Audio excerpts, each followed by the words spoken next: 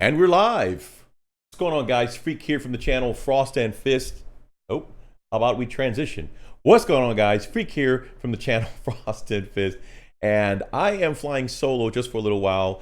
Wolf Brother Mythos is in transition there. He just got back from a long trip from Chicago, the Windy City. And you know what? You better hurry his butt up because I'm not holding down the fort this long. So you better hurry up, homie. Like, I almost said homo. No homo. That's not what I meant. Just hurry your butt up and get over here, okay? Because I got this much coffee and I'm going to be chugging it down really quick. So, good old cold coffee. Anyway, guys, how y'all been? You been doing all right? You guys in the chat? Let me take a look and see what's going on here. We've got a couple of guys already in the chat. Let's see, studio mode. Inquisitor Zane is already starting stuff. You know, we are. What's going on, brother? Dave Dodge, how are you, sir?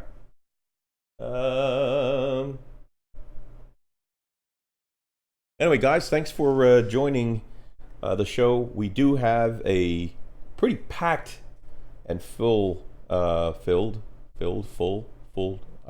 starting to freak again. Anyway, we got a full show tonight. We got a lot of stuff, you know. I'm sure probably you've seen a lot of the GW news has come out. Pretty excited to kind of talk about it, get our take. I mean, you've probably seen a lot of videos out there, you know, discussing, you know, the recent news, of course. But we're just going to give our input like we always do, as late as always. But hey, you know what? Who doesn't mind our input every now and then, right? Anyway, and so we're going to go ahead and get started with... let's see, we're going to get started with some of the hobby update, right? So for me, man, this is embarrassing, but I'm going to be really transparent with you guys. I screwed up. I screwed up royally. And when Mythos gets in here in a little bit, I'm going to take the time to try to correct this. But, okay, so I think most of y'all have kind of seen, you know, y'all have seen my, my Wolf Lord, right? My Herald Deathwolf, right? I think it came out pretty cool. Looks really good. Colors look nice and blendy. I don't know what happened to me. I think I had a stroke or something. Maybe something. And I was trying to get that non-metallic look, kind of like what I did with the other, with my Herald Deathwolf, because it came out pretty cool. I don't know what I was thinking or drinking, but yeah. So I base coated it that royal blue, right? So it's a really nice dark rich blue, and then I decided I was going to go do some highlights. The highlight that I used was kind of like a sky blue. All right, so I'm going to fix this, and it's going to look a lot better. But I'm embarrassed to show this, but I'm going to do it anyway because it just looks. Okay, here you go, guys. Check this out. See if you can get a good look. Yeah, there it is. Look at that. Okay, so and this is supposed to be a freaking space wolf, and right now he kind of looks like a clown. Yeah. Yeah. I just don't know what I was thinking there. Yeah, you can see it just looks. Now the technique was dead on. Technique was perfect, but good God, man, the color. Let me see if I can fix this freaking thing. Get up there, jerk face. There you go. Yeah, I mean, I don't know if it's going to be any better. But anyway, yeah, let me show you the rest here. So, like, here's one, right? You can see it's just horrible.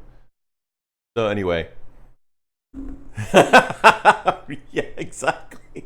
It does look like a 70. Thanks, Dave. Thanks, Dave. Yeah, he does look like a, you know, kind of a bluish John Travolta look like, right? You can almost see his bell bottoms. You can kind of, I don't know, man. I'm kind of think it's borderline tie-dye.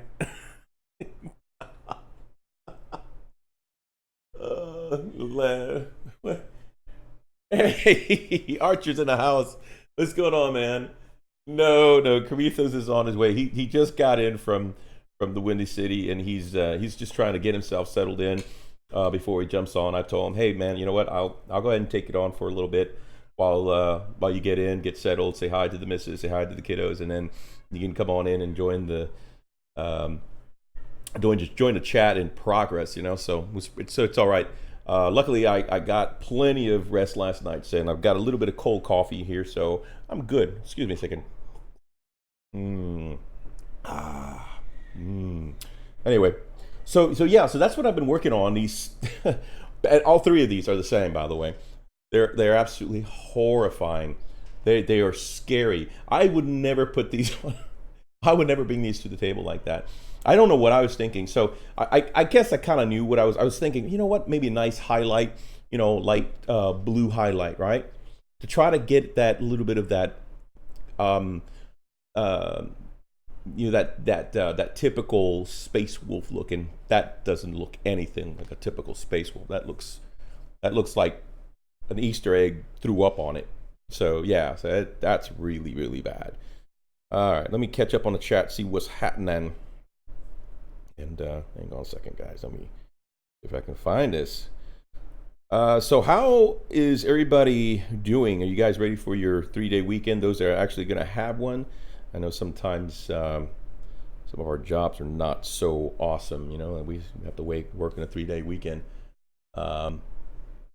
Let's see here. So I took a glance at the chat just now, and I kind of got a glimpse of the word trolls. Now, here's the thing. I've got grandkids. And if I saw that correctly, I think you guys are comparing My Little Guys to Trolls, like the movie.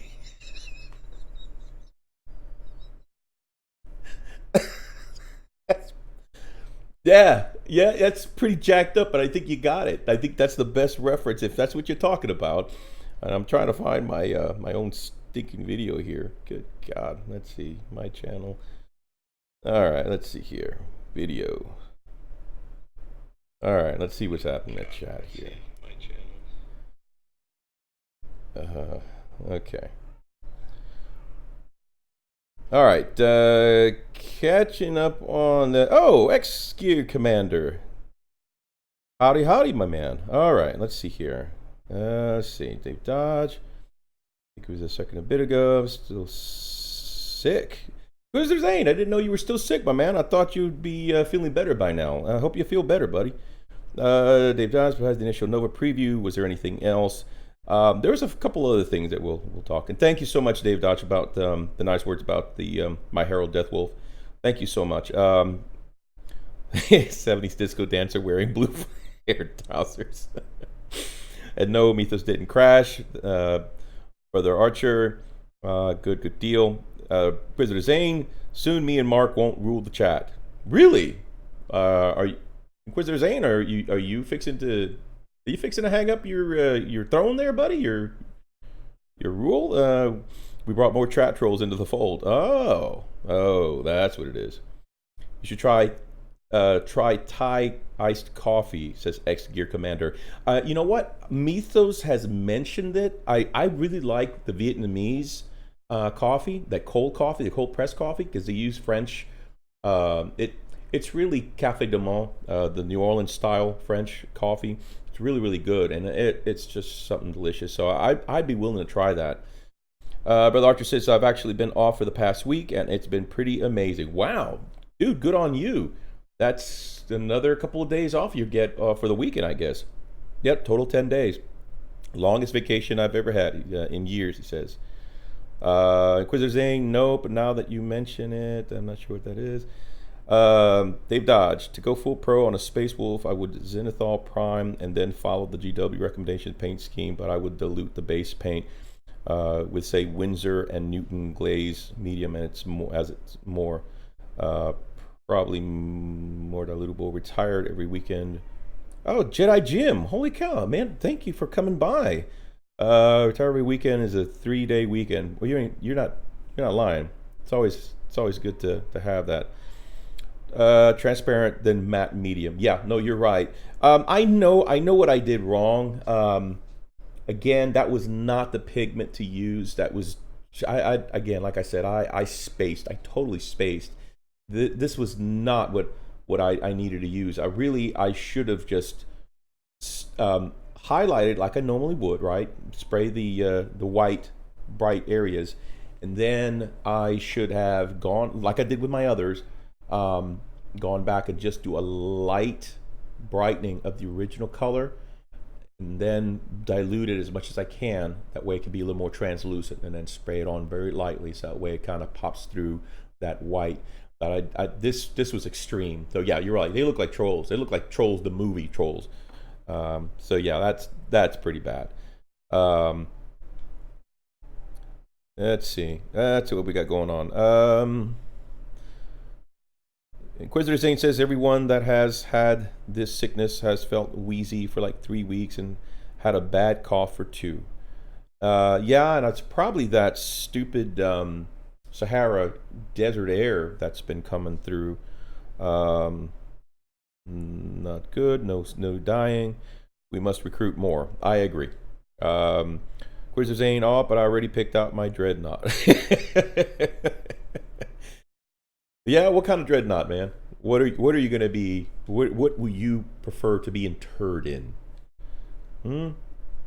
Other Archer says we actually gonna have a fall this year, so something has started dying and throwing out pollen. Oh yeah, that would definitely be in. Jedi Jim says I did something similar. Looked security force for the village people. Did I show you that, Jedi? Jedi Jim, just here. Let me just lift it up. I don't know if you had a chance to look at it, but here you go. Right. So again, the whole idea was to get a non-metallic look, right? And what I wound up with was, and I guess you guys said it best, little trolls. This is horrible. So I got to redo this mess. I mean, I was like, what the heck? Dave Dodge, in Spain last summer, I had a dry cough for weeks. Then I decided to get some cough medicine and eat raw ginger. Dude, raw ginger is the stuff. Coming from a Hispanic background, my mother would boil raw ginger. I mean, boil it and boil and boil it until it actually turns almost amber. And she had me actually drink that stuff, and it was spicy. Like, I mean, if you take a chunk of ginger, raw ginger, it is spicy. It kind of, tinges, it's spicy in the tongue. But yeah, I mean, but you're right. It knocked my cough out. So yeah, it's good stuff. Anyway, what else have I been doing? So, you probably can. I don't know. Let me see if I can.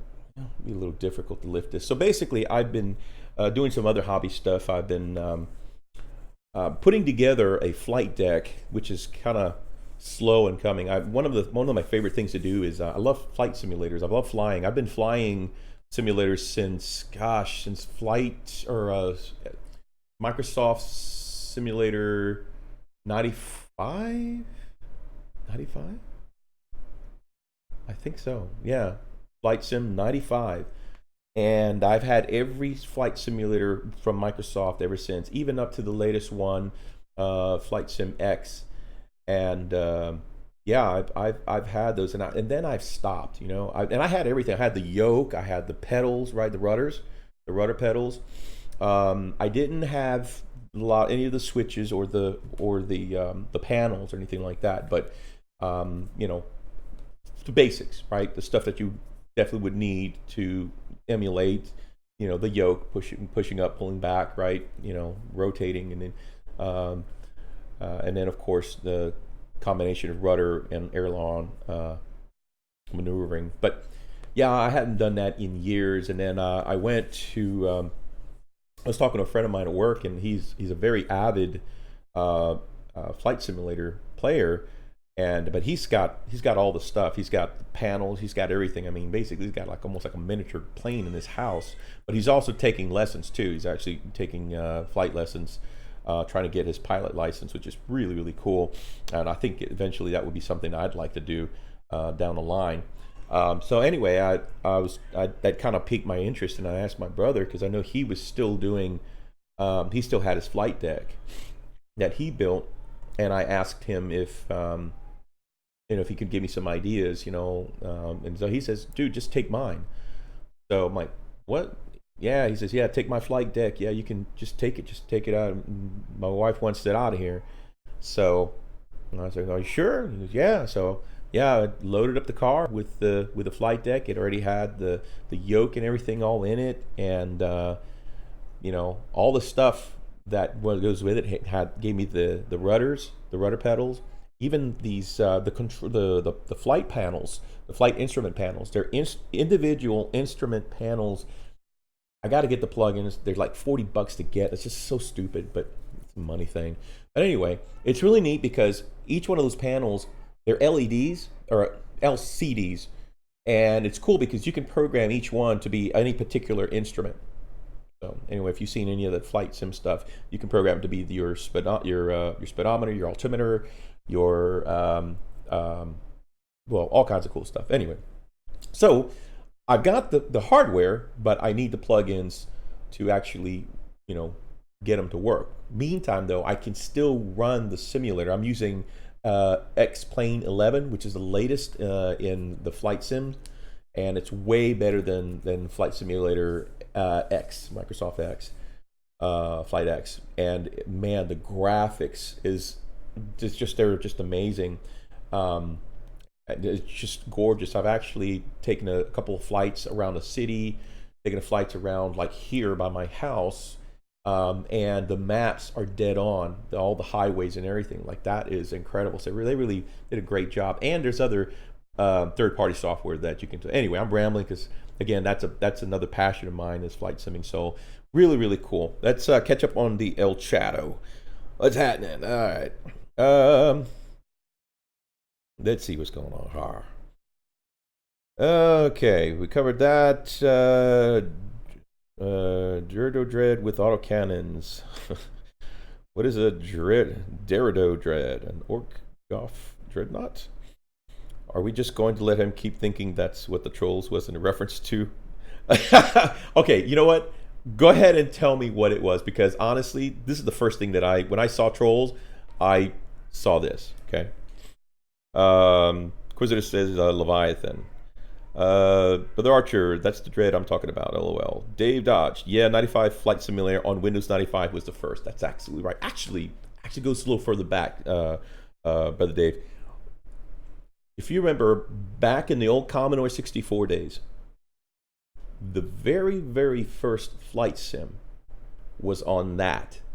And I'm trying to remember what it was called. I want to say it was called Flight Sim, but it wasn't. That was it, Flight Simulator. And good grief, man, it was just two colors, and it was in color, two or three colors.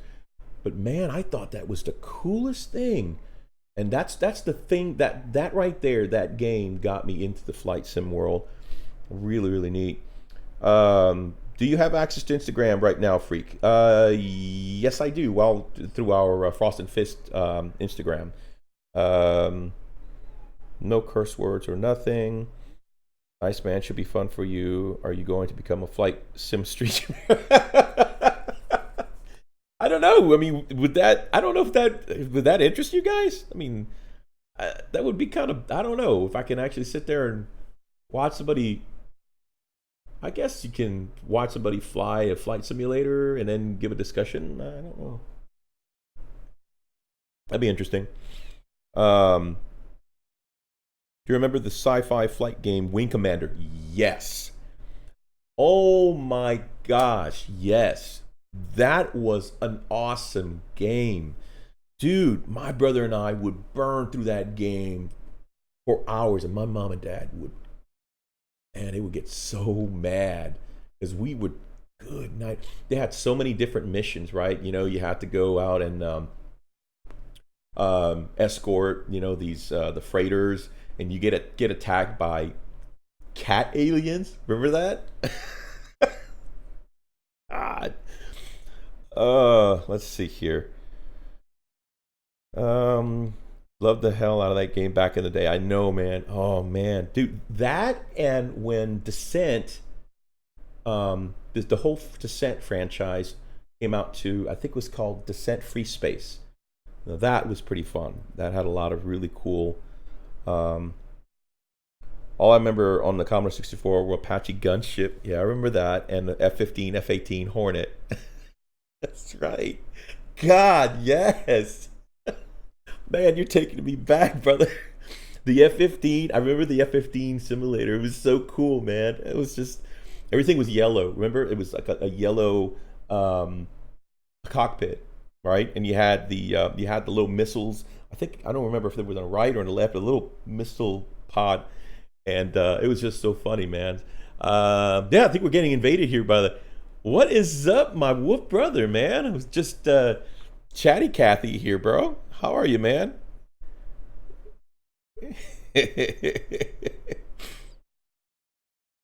You loud and clear for me, brother.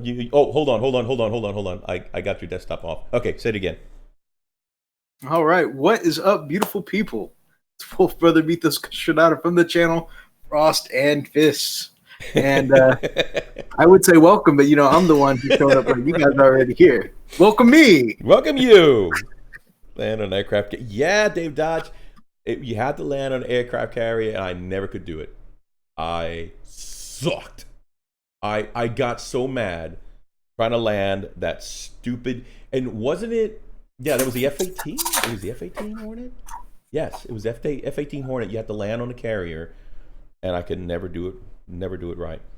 Anyway, so Mythos was going over hobby update. Just was telling about my flight sim experience. Also my Smurfs. I kind of showcased my Smurfs here. Awesome. My trolls. While and I did say that when you got in, eventually I'll have to fire up my airbrush and try to correct this nonsense shenanigans here. Oh, were you overwriting it? Oh my god, dude! Let me show it to you again. Here, let me. I'm not sure if you can see this here. Okay, take a look at this hot freaking mess. I swear, dude, it looks like okay. You know what it looks like? Remember the mood rings? You remember the mood rings, right? Like, oh yeah. Yeah, when you grab it a certain way, like part of it, if it's freak, when it takes your energy, okay, and it depicts you at a certain mood, okay, that's just how you grab it. We all know that stuff is real. All right, good to see you guys. Zane, of course, I just saw a message from him on the Instagrams. Of course, Archer. Jedi Jim, long time no see, my man.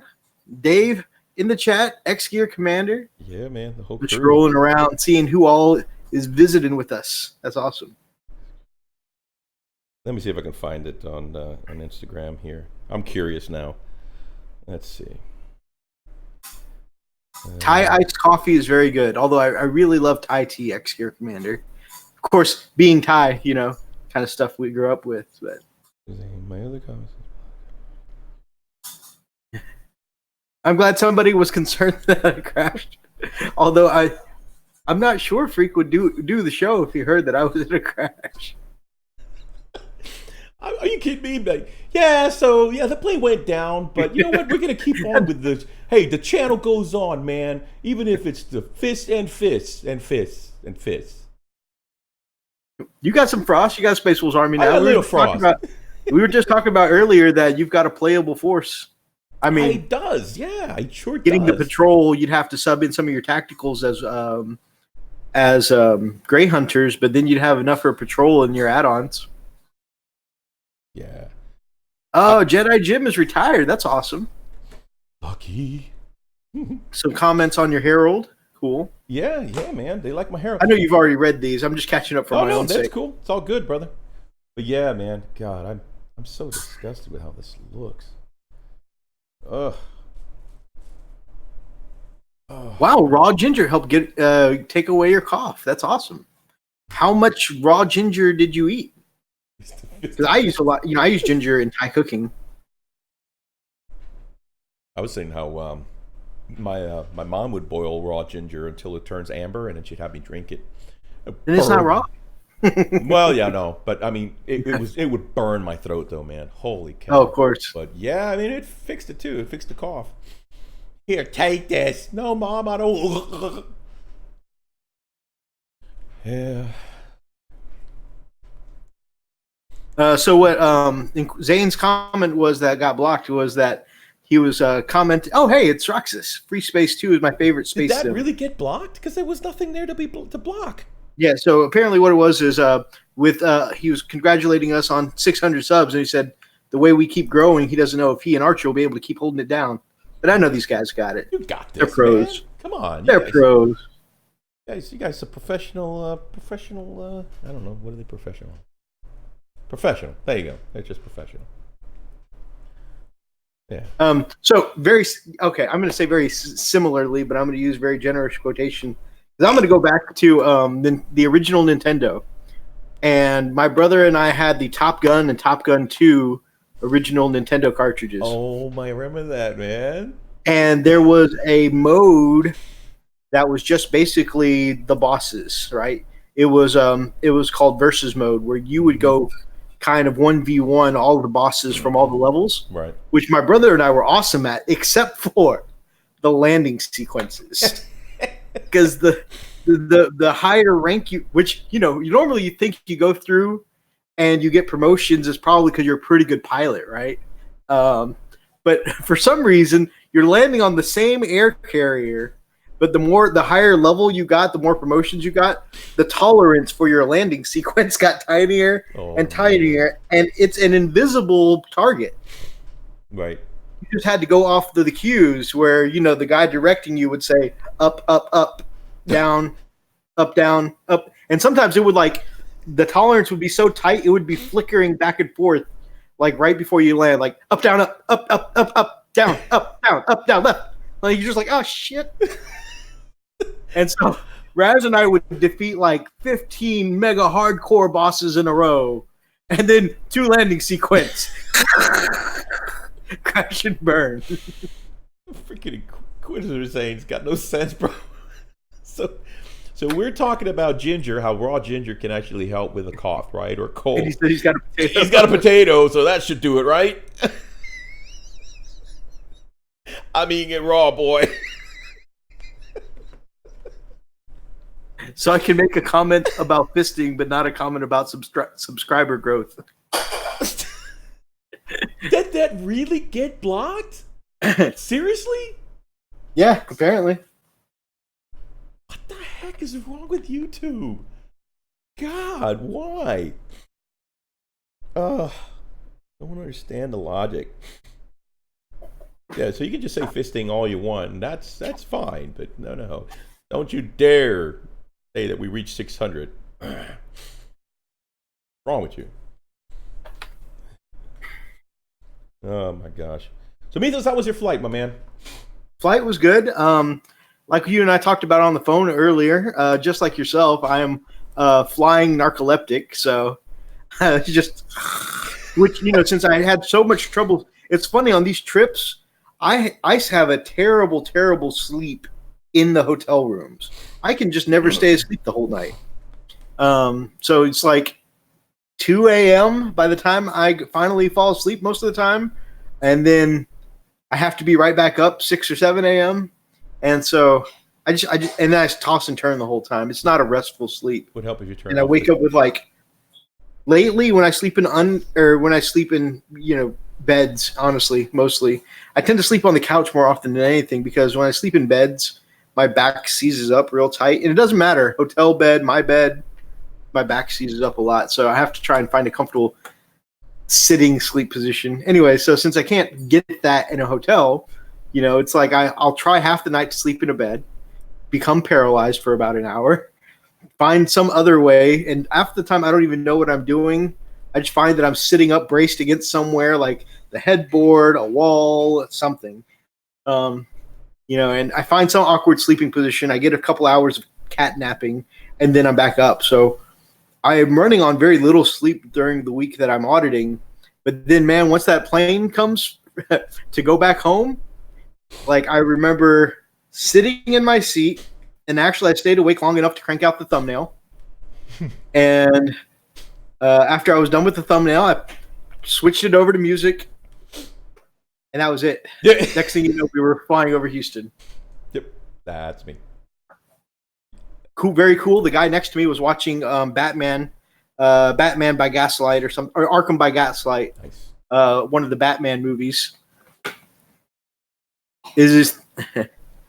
Oh, would it help if you turned off the TV for playing After Hours Bad Jazz? It's the theme music from that bad HBO porn he's watching. It's hard to go to sleep when you've got good porn in the background. I'm just saying.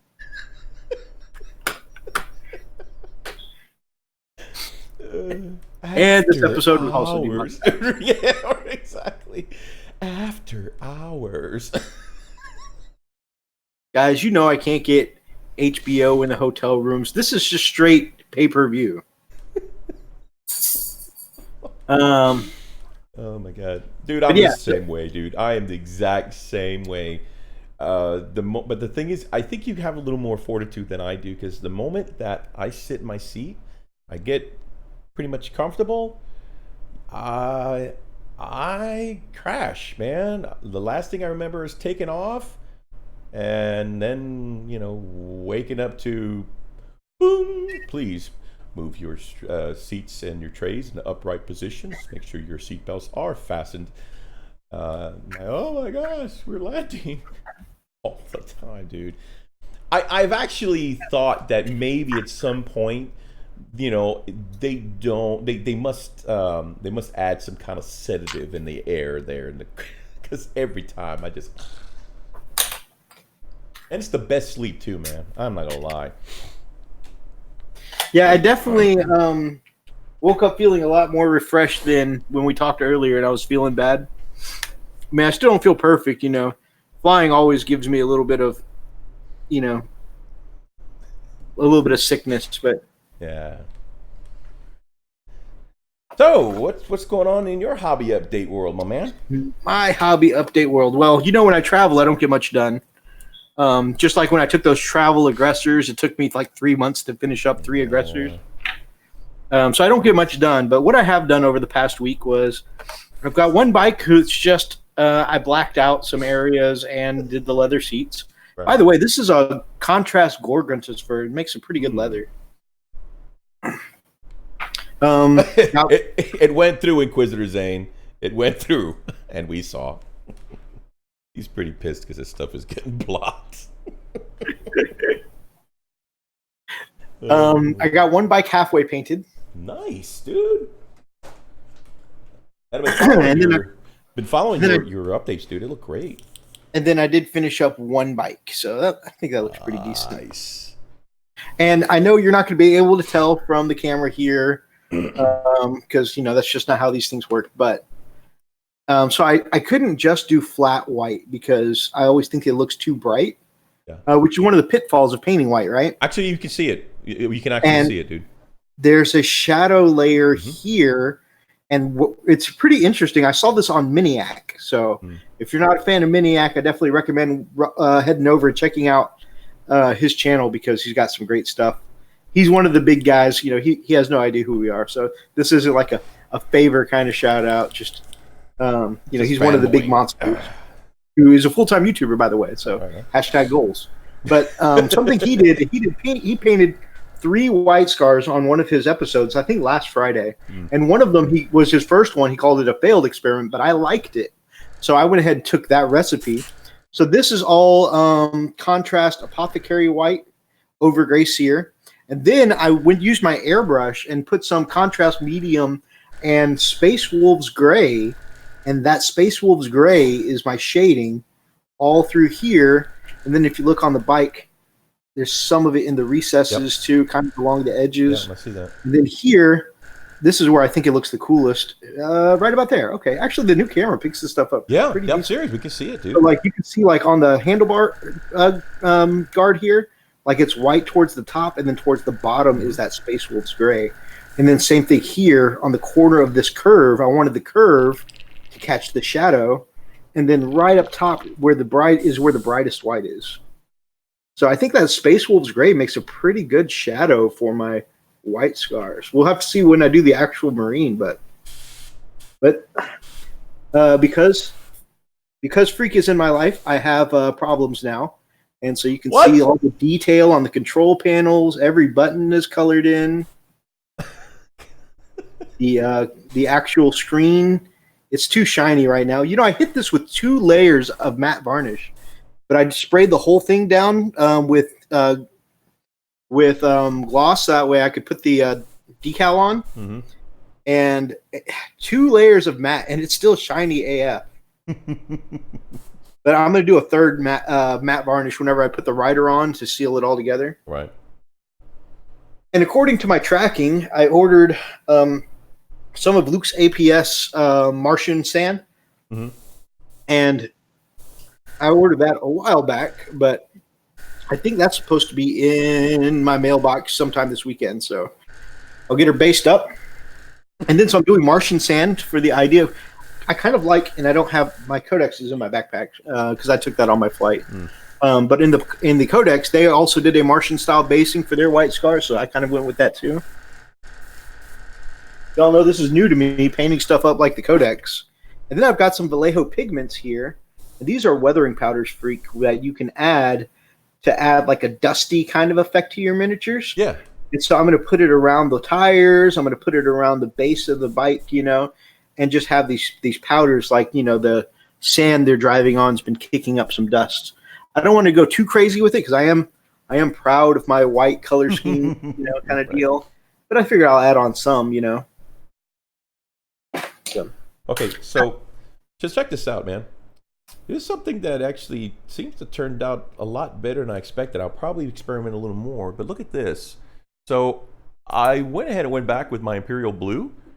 And instead of bringing the those highlights back to white, the center, I just took my Imperial Blue, which was the foundational color, the base color, and just darkened it down. And I just darkened it down, and it looks great. Good. Yeah, it looks better. Yeah, just tinted it from that Easter eggy kind of shell. Yeah, it actually dropped it, dude. I bought them apples. Good tinting. Man, good tinting. Pretty freaking awesome. I knew that when you got in, I'll be able to fix this. Oh, dang it. Yes, Vallejo Imperial Blue, bro. This stuff is gold. Love it. Apparently, Archer's also a fan of Miniac. He says Miniac is the man. Crazy good painter. Mark, you are dead to me. They're spatting right now. They're just because YouTube blocks one's comment. I think it's because YouTube knows how often you flirt the line. Right. X Gear, you're my new bestie. Yep, that's a Vallejo Imperial Blue. Actually, so for both of us, it's one of our favorite blues. Yep. Oh, man, dude, this is actually turning out really nice. I did not expect it to look like this. When you guys see the screenshots this time, you guys will be even more confused. Mark said another word for adult entertainment, but when I said it, it was blocked. That's awesome. Yeah, I love Imperial Blue because it's got so much depth to the one color. With GW colors, you usually have to layer several colors to get that kind of depth. But Vallejo Blue, you'll look at it and it's got blues in it, it's got purples in it, it's got, it's real good. Yeah, it kind of and it's cool because if different light tones or light tones, what the hell am I saying? Different light shades. Anyway, it's cool because you had a little hint of purple, and then different light, it'll be blue. Right, and because it is it's such a dark blue and purple combination, right, it's a great base for either direction you want to go. Right. So, for instance, when I'm doing, I did the brighter Loyalist Night Lords for Will a while back. I was able to use Imperial Blue, and it did a nice kind of, it was a nice base coat to bring up and shade your, to bring up some of the brightness in the brighter areas, but still go down to the darker areas and shade down, But then also with my AdMech, because it's that blue purpley, I was able to, go a couple of tones on top and brighten it up to this nice bright ass purple that I use for my AdMech. So all of my AdMech are actually based, even though it's a blue color, it's got so much purple in it, it works as a great base for my purple AdMech.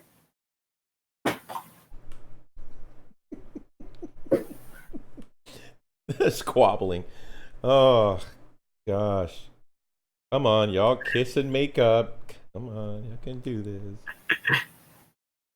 So your ultras are secretly Alpha Legion. I think everybody's army secretly got some Alpha Legion in it. Yeah.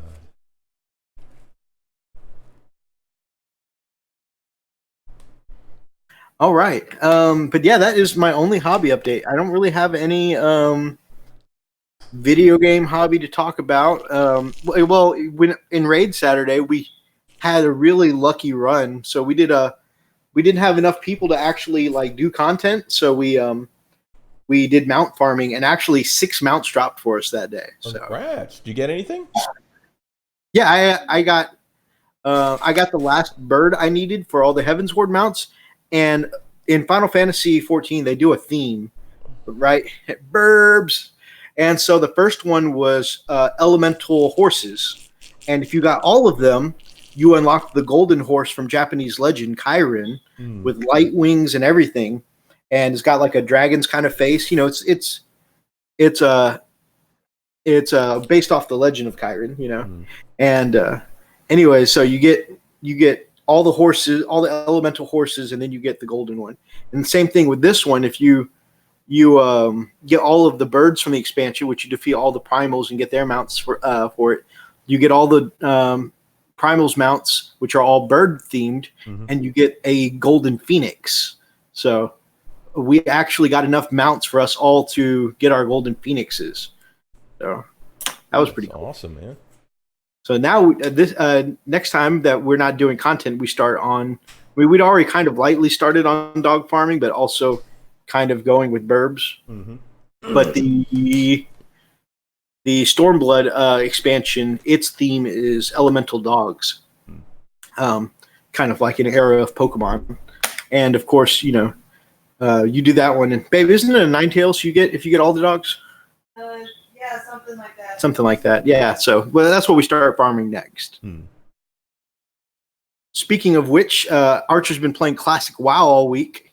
How is that? How is that?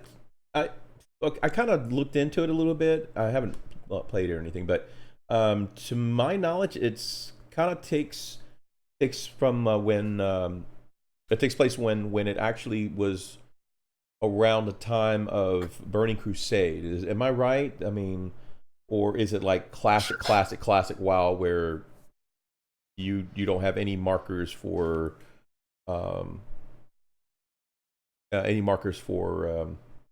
earlier?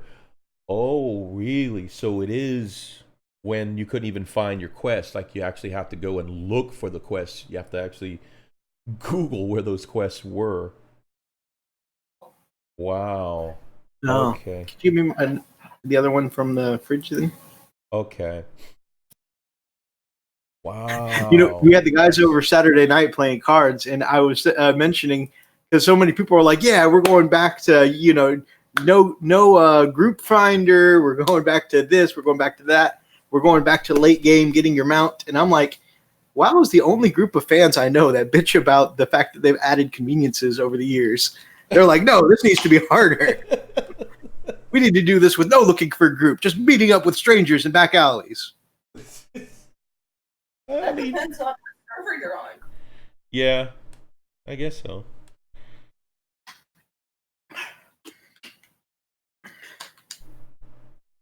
Yeah, I don't know. I don't know. I'm still.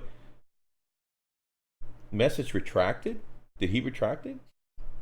Why is this stuff being retracted? Let me look on the server real quick. On the, kind of talk to him. What's going on?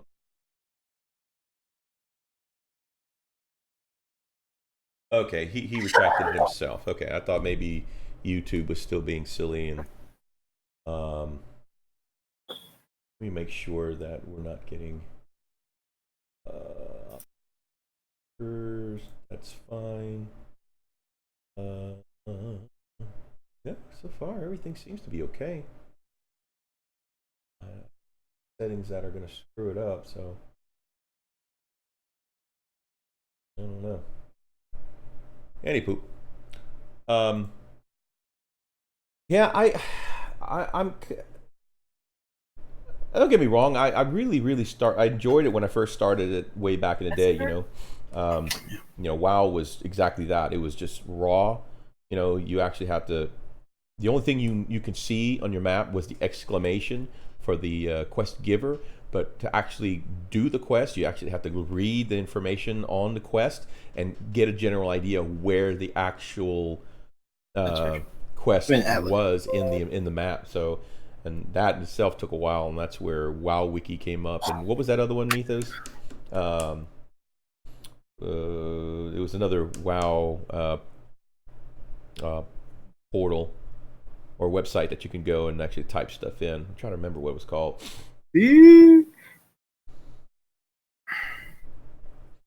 That's a good question. I'm trying to remember what it was called, man. Anyway, so they had all the playthroughs, they had everything, all the areas where you could find gold, all the places you can find, different metals combined. Thoughtbot, that's what it was. That's right. Did Thoughtbot ever come back, or did they change the name because of the word thought? I'll say Thoughtbot something else now. Oh, yeah. In the Adeptus Mechanicus, we call them toasters. Oh yeah. Yeah, I think if I typed Thoughtbot 9000 reporting to take over Instagram. Oh God. Oh, nice. Guys, I don't believe in labeling them as thoughts. They're just very attractive ladies. What a genius I am. I made sure to get my models and my paintbrushes out of my suitcase. I left all the paints in there, though.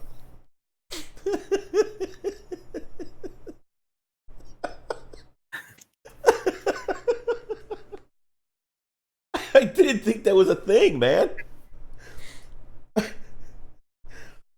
This model doesn't eat. Bro, did you Google it?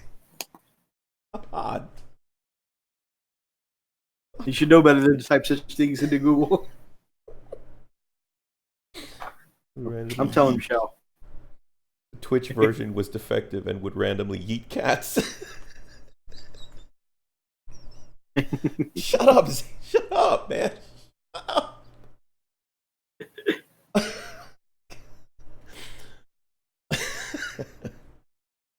Oh my gosh. Yeah, it's a dark place in the internet freak. Yeah, bad things. All right. Guys are gonna.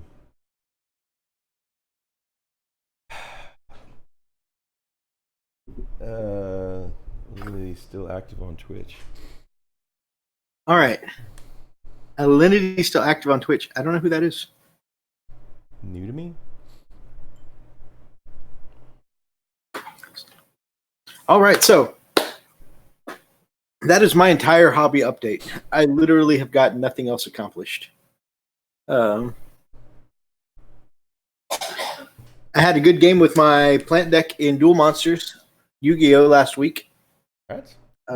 And I finished right here. I finished my current iteration. I still need 2 Promise of Finales, but I finished pretty much my Arclight Izzet deck because for Magic the Gathering, because Izzets are my favorite genre in Magic the Gathering right now. So that's pretty cool. And I picked up some sleeves for it. Oh, she's a Twitch girl. Why would she be eating cats, bro? That's pretty jacked up. Yeet. I mean, I don't get it. So, yep, that's all my hobby update, my brother. Shall we go on to some art of the week? Yeah, let's do it. The art of the week? The art of the week. Yeah, let me see if I can figure something out. Yeah, gonna have to do this. Current MTG just pisses me off. Well, I like some of the current stuff. Like I said, Izzets are my favorite thing in MTG, and the Arclight decks now are pretty cool. Yeah, I played it classic. I've had decks for the last 20 years or so. So started in middle school, and my friends got me hooked. The next weekend, I went to the card shop and made a deck of commons from the 25-cent box and started beating my friends with it. And they were like, man, we should have showed him this game.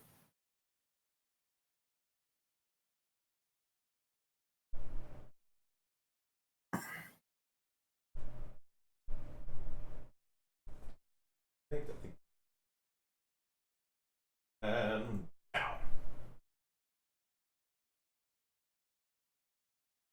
The new lord in town. That's cool. I really like the way that it's this pretty simple conversion for a Space Wolves Gravis Lord, but I think it looks great. Yeah, I do too, dude. It's simple and really good work on the frost effects on the blade, man. Yeah, definitely. That's And I like the addition of that shoulder pad. Yeah. I think that's a Spellcrow Wolf shoulder pad. Might be Cromlech. I kind But of I want to get some of those. kind of like the face, man. You know, it actually Is that a wolf. Is that a wolf? What's really cool, dude, is that if you look at the face, it looks like a character on WoW.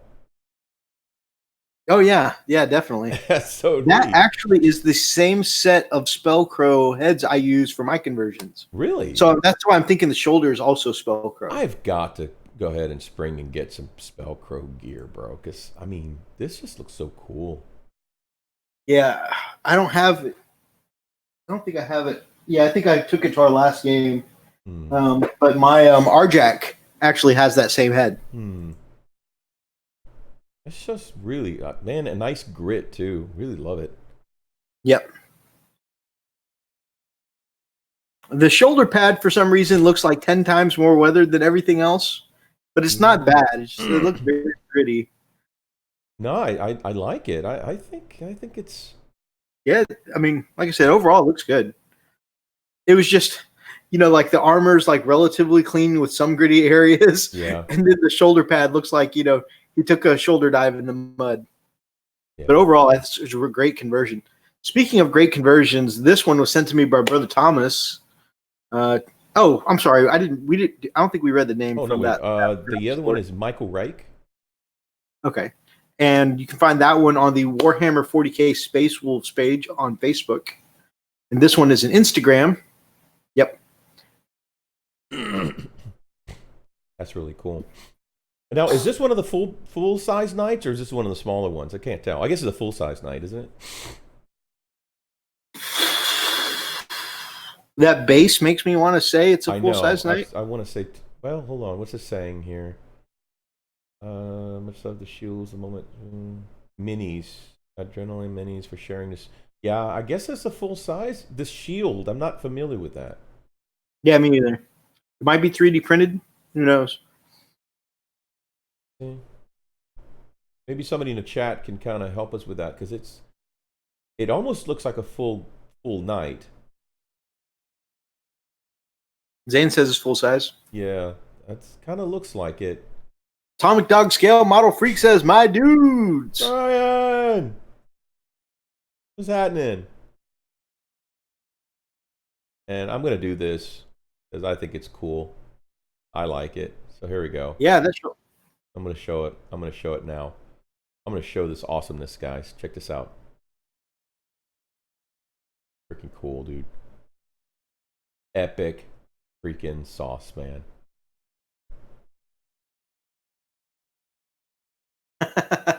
Oh yeah.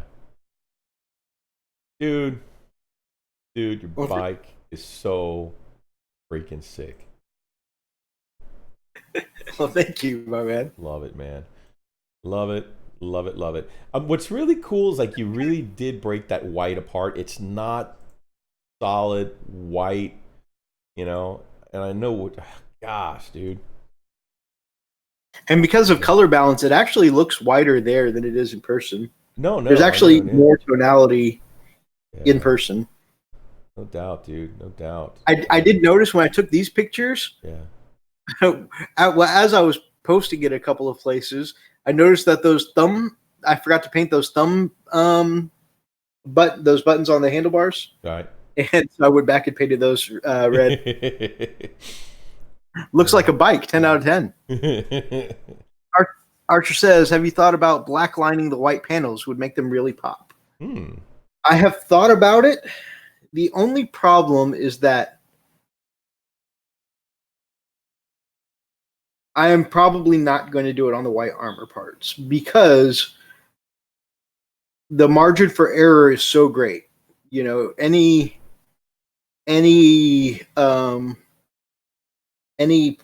misstroke is not going to be cover upable because white's going to be too translucent to cover up a black, misstroke. Now, places where I have decided I'm going to do it are areas like where the red meets the white here. Probably going to go back and add some black panel lining. And I may do it some of the harder to see areas. That's going to be a little more forgiving because they're a little more gray than white. I might do it like around the brakes and stuff like here. But I'm definitely not going to do it around the panel lines here, where it's like straight on the white armor, because there's no fixing it at that point. I'd have to reprime it. Right. Just a quick, you have a good night, Jedi Jim. He says the ancient gamer needs to get some sleep. Good to see you guys. My brother. It was good to see you again. Good week. Absolutely, Jim. Have a good night, my man. And that's a bike, right? That is a bike.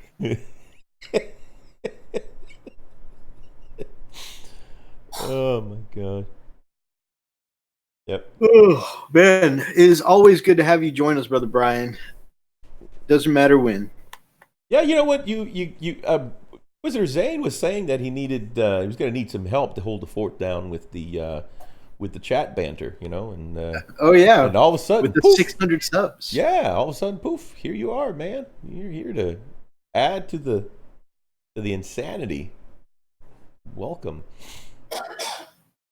He's building his 1/9 scale Emperor Palpatine and a 1/6 scale Silver Surfer. And I watched him unbox that kit on my way between the airport and the parking, on the shuttle bus. Mm-hmm. And I was watching him unbox that, and that's a huge Silver Surfer he's putting together. That's cool, man. I want to see the Palpatine. So here's the one I want to showcase. I thought it was pretty cool. Although I'm going to reserve any critical judgment. It's just because I like what he was trying to do, but I can see some of the things that I probably would do different. So here we go. So this is one of those one of the pops, right? I really and I like how he was trying to get it to look like an Imperial Fist, and it looks kind of gritty. Oh yeah, definitely. Yeah, I probably would have done a little cleaner job. I don't think I would have left it so gritty. But overall, I think it's a great attempt. That's really cool. I think that's what exactly I would do to do the gray pop that it would get. That reminds me, man, I got to show you Miniac's video where he painted one up as an Imperial Fist. Really? It looks great. A Funko Pop? Funko Pop, just like this. Oh, dude, yeah, definitely for that. Only with Miniac style. Oh, man, I bet you it's crazy. Let's see what else here. That guy does not do work by the halves. Yeah, let's get rid of that. Okay, I thought this was pretty cool too.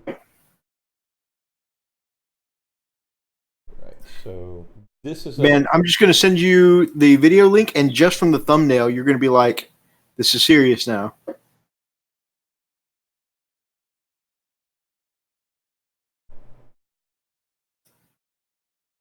So I'm really liking the look of the yellow with the black. Instead of the traditional yellow. With red. Let me take a look at that here. That's always been my favorite Imperial Fist. Yeah. I'm so sorry tonight, guys. I always feel a little lag after traveling on the plane. It doesn't matter if I'm in the plane 15 minutes. I'm like, yep, I'm tired now. Just takes it out of me. looks like an intercessor sergeant with a plasma pistol and power fist. Yeah.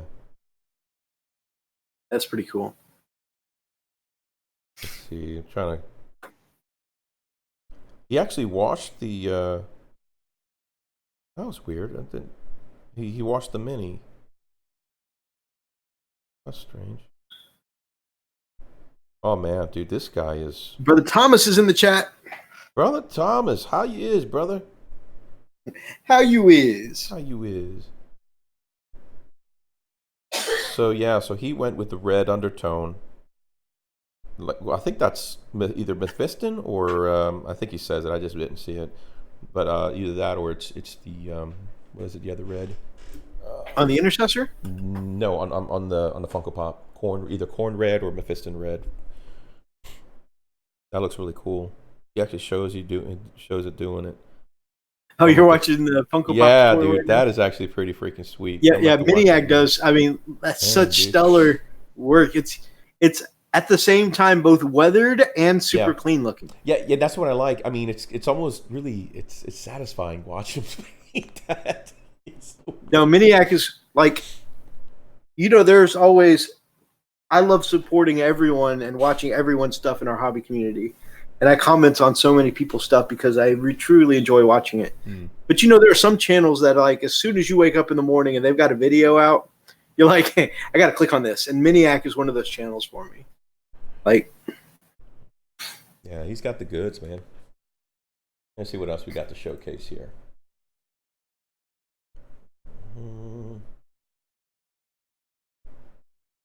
Oh yeah, I think he has some severe sunburn. Who has sunburn? Okay. And a showcase is not a showcase without showing a nice Bjorn. I really like that. I love that 30K color on him. Yeah. And even like the heraldry around his right leg looks like it's got some non-metallic quality to it. Right. That's just amazing. Yeah. That is one of the best Bjorns I've seen. Yeah. It's very, very clean. Gosh, dude, it just looks like it's been in the field. And apparently you can go check this guy out on Twitch TV. I'm not going to try and pronounce that. Oh, maybe it's like a play off the word genuine. I think so. It's Genuine Vision. Yeah. God, that's phenomenal. That is just. That is okay. That is like make you sell your Space Wolves good. I'm telling you. Look at this. Okay, first of all, he actually hand painted the runes. Or aren't they? Are those on there already? Ethos? No. Those are on there. Those are recessed Those on. are recessed in. Okay, he definitely did that. But it's really cool because look at the dark. He actually did the little highlighting here, and then up here he did kind of like a little shading here. Beautiful zenithal effect here. Man, I love this, dude. This is just freaking. Yeah. Look at That is the some amazing pelt. shading. Look at the pelt. My gosh. He's wearing a dead animal, man. Jeez. That looks a little too grimdark. Like he literally put some roadkill. Yeah, that's exactly what. All right, I'm gonna wear you. Like you almost half expect to see the blood running down his arm, but that is just. That's how realistic it looks, man. Look at this, jeez. Oh, okay. Look at that. Changing weapons, really cool. Well, Looks awesome to me, dude. see. I'll take 5 of them in my army. and You can only have one Bjorn. 5. Yeah, dude. Look at this. Gosh, dude, just. Oh man. Okay. Yeah, one day I'll be like that. One day I'll be that good. Meantime, Not me. I'm gonna give up long before then. right? All the stuff we've been watching. Dang it! I'm selling everything. Although there's not a lot of YouTube white scars out there. In fact, looking around, I've been trying to spam battle reports for white scars lately, and I would say 98% of them are mini wargaming. And I gotta give it to Vito. Vito loses a lot, but damn it, he has legitimately been playing White Scars from the time that they were bad to now that they're good. Like, take up golf, Mythos. Well, that's the second person who told me to just give up on painting. Him and Chaplain Emo. Hey, that's something you and Chaplain Emo agree on. Oh my gosh. I played a little golf in high school. I was bad at it. Did you chuck any clubs? I don't know if I actually. You shall not. You shall not. No, I actually don't know. Don't think I actually chucked any clubs. No. You won't confirm or deny any of that, will you? No, for realsies. I don't think I did. I played a lot a couple years back, especially when I lived in Memphis for a little while. I used to go up there.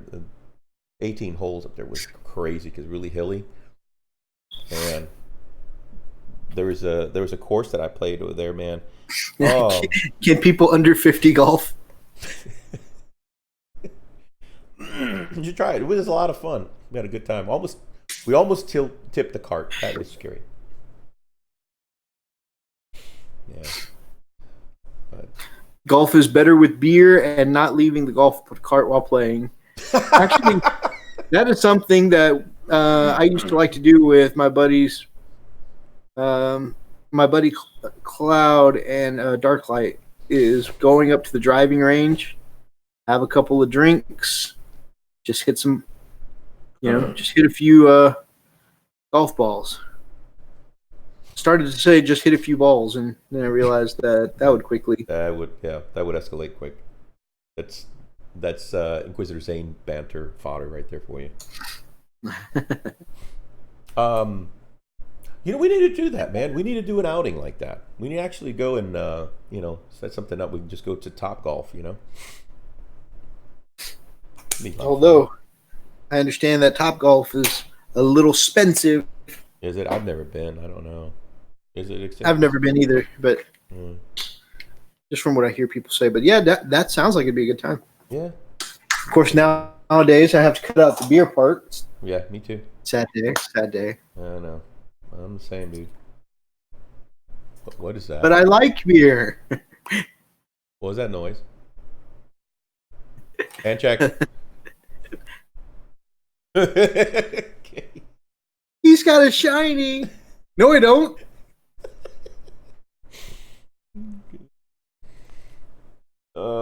Let's see. Where's my phone? Let's see what our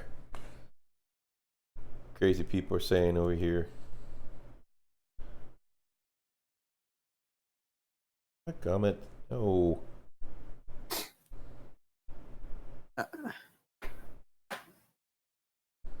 So golf is better with beer and not leaving the cart. And so Archer responded with, so you're just playing golf cart lacrosse at that point?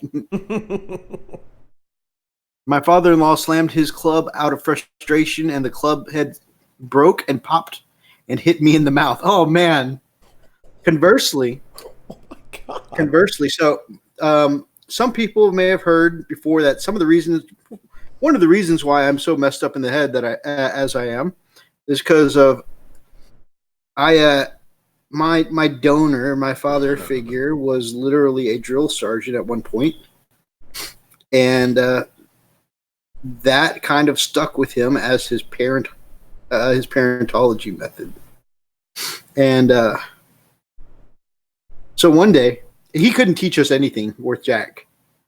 I mean, from spelling bee, I was like in third grade and misspelled Johnson. I'm talking, I got the full on screaming in your face, like, the H isn't at the beginning, the H is at the end. Have you ever heard of a Johansson? idiot. I got the full drill sergeant effect, and so it lasted like that for everything. I mean, teaching us to ride bikes, drill sergeant. Teaching us to golf, of course, drill sergeant. And anyways, Fun. Yep. So we got drill sergeant voice for everything. And so,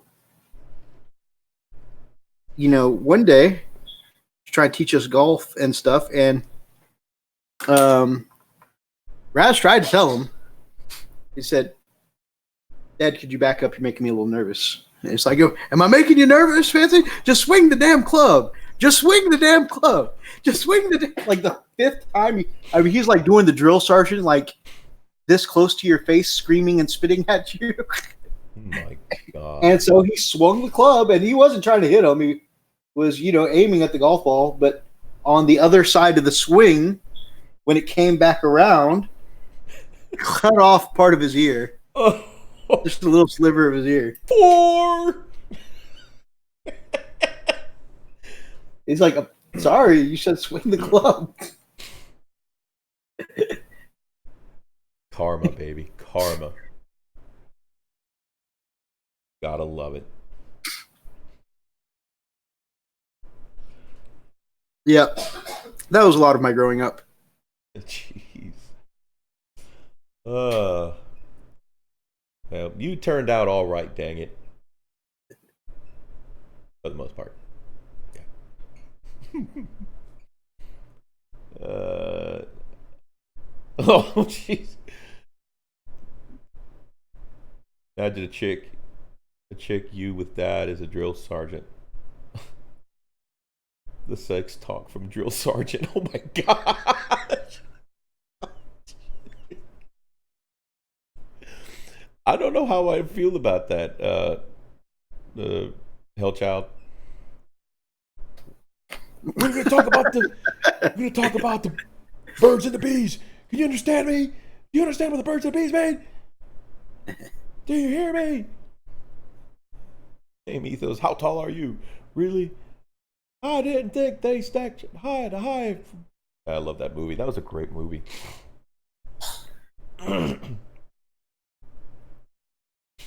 Mythos messed up. Nah, salty, but not messed up. Yep.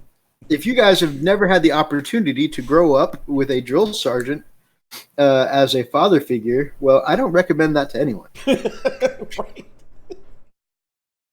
Yeah, I was going to say, don't hit that like button. Do not hit the subscribe. Do not pass go. No. Do not collect $200. Yep. Yep. Now, you listen here, maggot. We gonna talk about the birds and the bees.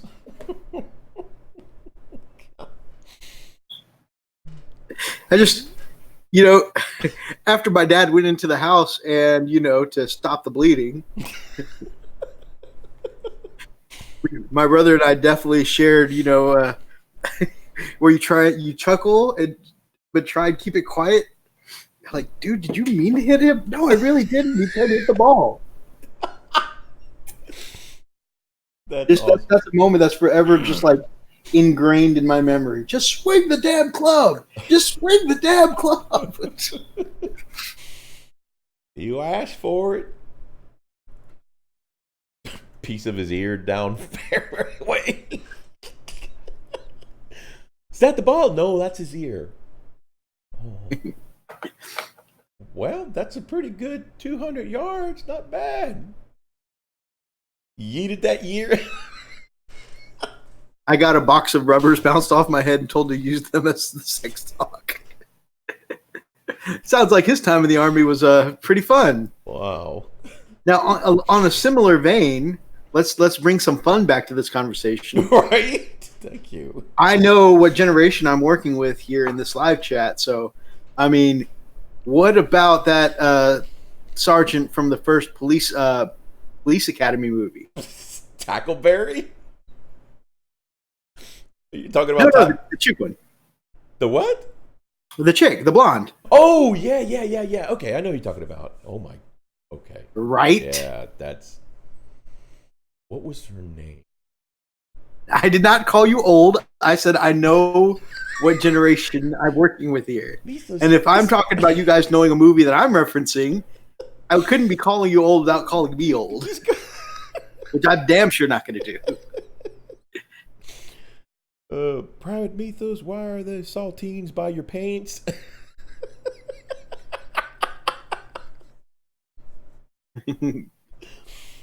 Oh, jeez. I'm old. Yep. Well, according to Family Guy, Zane, you just got to do one. You just got to do one. I'm old. Makes you do peen push-ups for each thing you don't repeat correctly. I do remember the tight white shirt she wore. I know. Gosh. That scene when the dude sneaks into her room. Wow.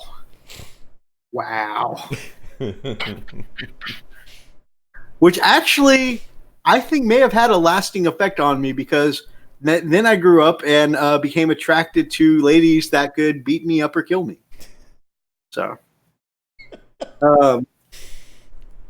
and there you are.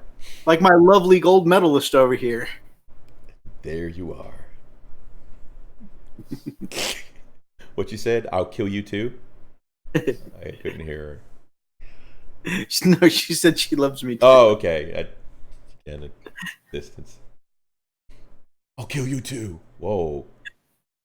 All right, so we got to clean it up now because somebody's wife is listening. Oh, okay, sorry. Okay, next wife is here listening. Sorry, Mrs. Mrs. Don't call them out. Atomic upscale model freak.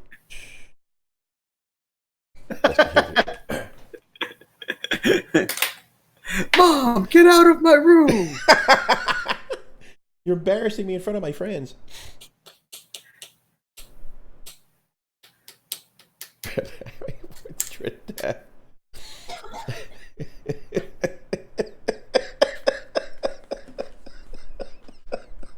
Sorry. Although I have to say, so as hard as he was on me, I have to say the one place I was ever allowed to swear in front of my parents was on the golf course. Really? Yep. That was a thing? That was a thing. Oh, I know that. I mean, because it's hard not to lose your temper when you're a beginner golfer. You're just swinging it as hard as you can, and it's just not going where you want it to go. Dude, let me tell you something. I took my brother to the range one time, and he has never golfed, and he wanted me to teach him to play. Teach him how to play golf. I said, let's go to the range. I'll show you how to let's work on your swing. And so my brother is an all or nothing kind of guy. He reminds me a lot of you, Mythos, in that aspect. Where he's got to either know how to do it 100%, or it's like, forget it. This is broken. I'm not broken. I'm going to find something else that I'm going to excel in. That's how my brother is. Well, no wonder I get along with David so well. Right? So he's like, all right, man, show me. Because, he's just started his engineering job. And, he wanted to be able to learn to play golf so he can go on these golfing trips, hobnob, do the engineer kind of thing, right? I said, okay, that's fine. Come on, let's go. And so I'm on the range. I said, dude, here's the thing. You don't have to crush the ball. The purpose of the exercise is to get your swing straight at an angle and just let it glide around you and just connect with the ball. You don't have to hit it far. You don't have to hit it hard. Let's just connect with the ball so you can see where the ball is going after you connect. So, and you keep your eyes downrange. And so, man, that was not good enough. Dude rears back, comes down with a swing with the force of Tiger Woods, misses the freaking ball, yeets the dang club. It had to be at least 45 or 50 yards out into the field. Dude, it went far. My club, that I had to go out there like an idiot and ask everybody, please wait. My brother and I running. I don't know why he was out there too. We didn't need two people, so you got two morons out there in the middle of this, range, And people are like, wait, what are you doing? Club, okay? Shut up. Let me get my club. So I'm running out there, grab my club, running back. People trying to hold off from, you know, popping balls in our faces. God, that was so embarrassing. Never forget that, man. I said, all right, dude, you know what? Let's go to play putt-putt. I think that's a little safer. Never again. I think he still has my You and clubs, I, on the too. other hand, we do need to hit the range. What That'll do be you fun. do? Yeah, that was fun. We've done that before, have we not? Have we not? Thought we I had think just gun ranges, bro. gun range. Maybe I think just gun range. I got to get my. I hope he still has my clubs. I got to get my clubs back from him. He doesn't do anything with them. Also, we need to go to the range too. The gun range this time. Yeah. It's been a while. I still haven't had a chance to try out my SIG. Wow. How long has it been since you got it? I think I've had it like 6 weeks now, so I think I'm past the ability to return. Yeah. You're screwed there. Oh, yeah. We can definitely have to go to the range. Yeah, we have to make a day of that. All right, so we should probably move on to the news now. We've got about an hour left of the show, but before we do, Yep. we got some people to thank, Freak. Oh, I'm doing it. I'm doing it right now. Let me pull it up here. I'm doing it. Not Pinterest. God, why do I? I don't even think we need to read it because we know that at level 1 we've got Blood Claw Jake from.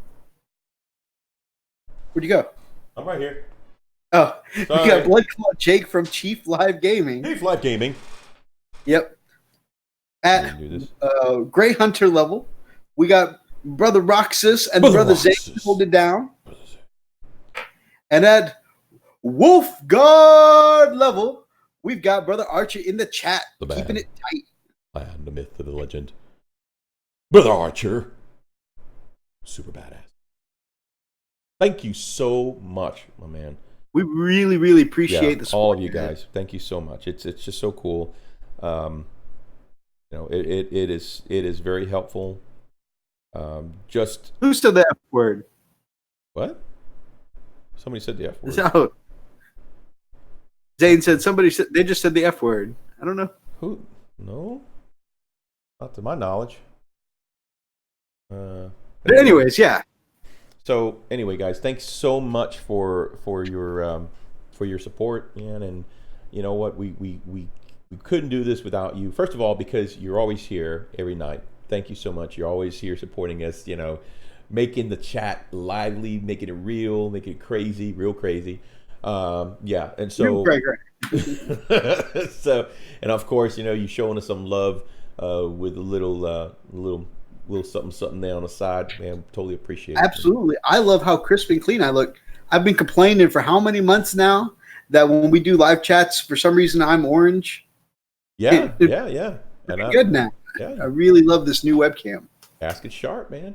Yep, and all because you guys has helped, and I appreciate that.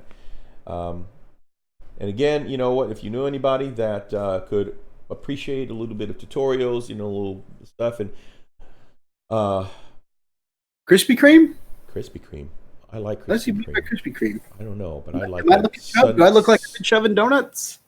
Oh, Hmm. is that a fat joke? I still like Krispy Kreme. I can go for Krispy Kreme right now.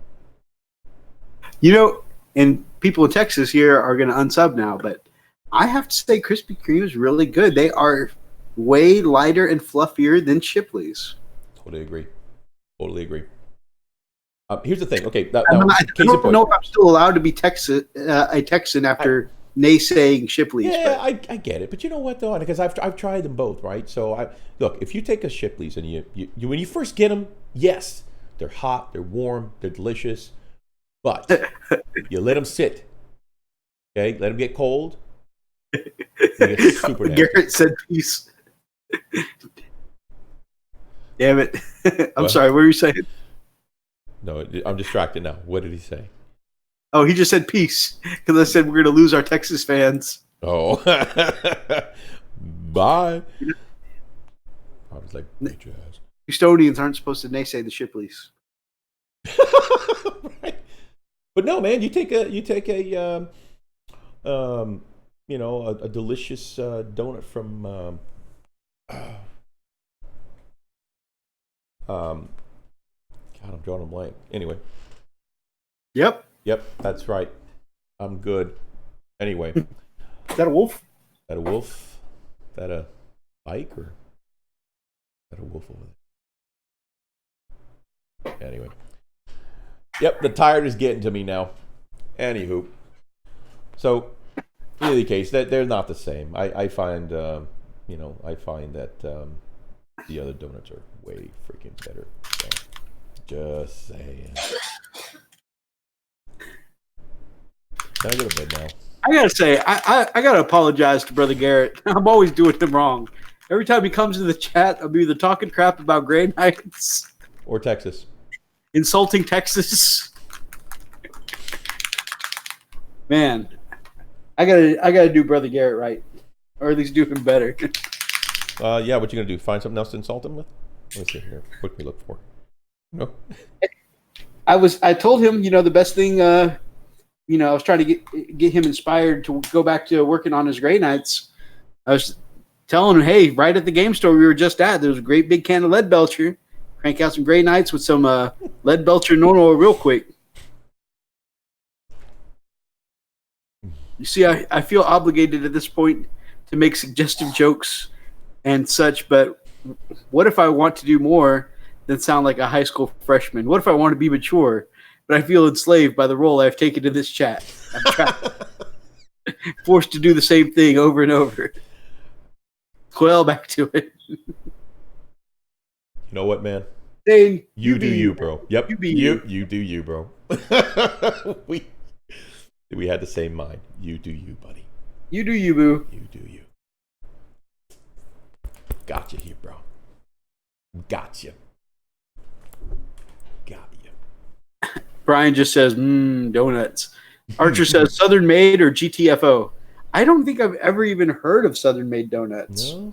Pass by it sometimes whenever we're driving from Navasota to here. Where? Apparently, out towards the farm, Oh. there is a Southern Made donuts. They're like once. Okay. Wow, Brian. Wow. Brian says, I enjoy watching this live hangout. It's relaxing to know that there are others. Never mind. You guys are great. Wow.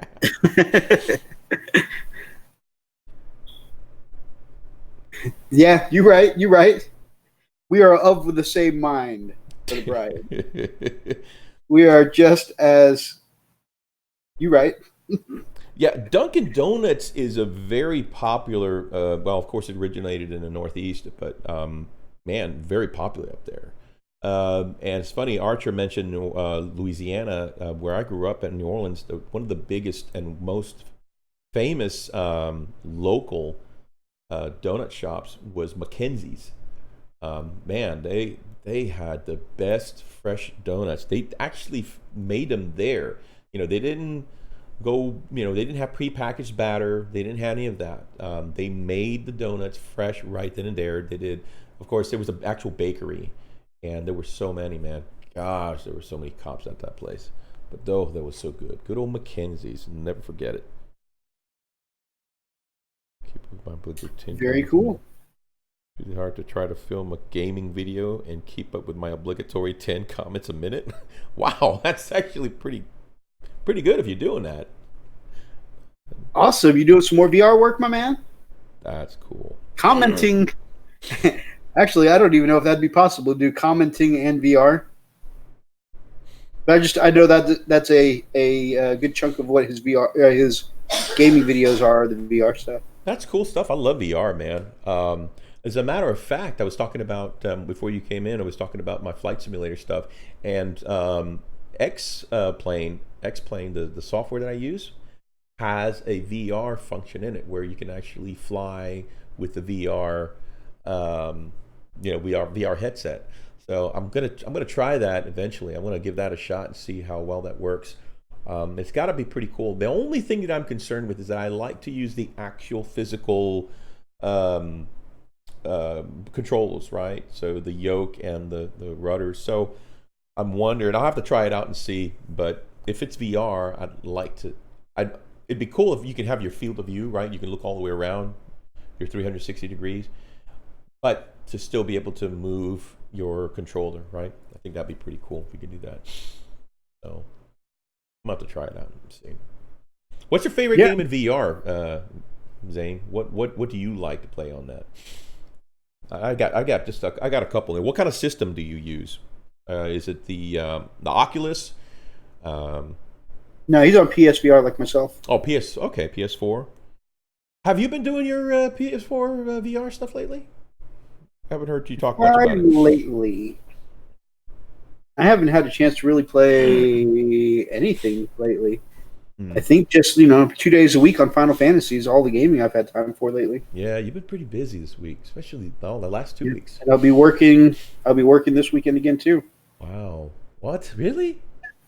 Yeah, because I fell way behind on my normal work while I was doing the Chicago work, and we have a KPI meeting sometime like Wednesday next week, and I haven't even finished the site's presentations yet. Oh my god. Yeah. Are you at least off Monday? Do you get that off? Yeah. I'm off Monday, but I don't know if I'll be off, well, or if I'm going to be working from home. Oh well, at least you'll be home. Hopefully, yeah. Knock on wood. So, good stuff, man. Apparently, Tom Dog Scale Model Freak says, "WoW Classic is nuts." Do you like it, man? Have you been playing it? I'm still on the fence whether I want to jump on it. I've been before when I first heard about it. I was like all for it, but the more I thought about it, I was like, I don't know if I want to be lost in Elwyn Forest for that long. I don't know if I wanted to. I will not be. I'm going to be sticking to my Final Fantasy 14 guns. So. It's a shame that we never got you at the high enough level to be able to come with us and do like raiding and stuff. No. Eventually I'll get back at it. It'll take some time. Super Hot and Beat Saber are fun. Yeah. Actually, I have both. Yep, those are both amazing. Arizona Sunshine too. I love Arizona Sunshine, dude. Especially since I've been using the PlayStation rifle. Yeah, it makes that game even more fun. Yeah, but you got some realism going, man. You're actually holding something that resembles a gun, not just a controller. Well, and also it actually makes moving even smoother in that game. Yeah, I really like it in the VR, man. It's I tell you what, that game's very well made, and it definitely freaks you out when those jokers are coming on your showing up on your blind side. Oh God! Yeah, I scream. Yeah. Every time I think I've gotten used to it, man, somebody hits me from a blind side, and I just get back to the same jump scare reaction. Yeah, I still want to get used to this. Yeah, I still want to get a decent, thriller or horror thriller on the VR. And there's a couple out there. I don't know if you guys could recommend any. They would have to actually get your hands on Resident Evil 7. Yes, that is the biggest one, dude. For sure. Yeah, for the VR. Oh yeah. Is that the Biohazard one? I think that's it, right? Resident Evil 7 Biohazard. Yeah. Yeah. So it does have the Biohazard DLC. Okay. Yeah. That's not the main game. Right. Okay. Is that the one that Raz did? Yep. Yeah. Okay. Yep. That's the one. Yeah. I'd like to do that one. Also, I still want to be able to. I want to get and it. Well, I don't think it comes in VR and the other game, Resident Evil 2. Right, the remake. Yeah, I don't think that one comes in VR. No, but you see the way that Steam is selling it is that they have Resident Evil 7 with Resident Evil 2 remake. Cool. So you get both. Nice little bundle. Yeah, you get the bundle, and it's a pretty good deal, I think. But neither of them, I believe, come into VR. But still, the game. I still really, dude. I've seen so many Let's Plays on Resident Evil 2, the remake. Dude, I fell in love with it. I was like, oh my gosh, dude, it's so great. I really wanna play that game.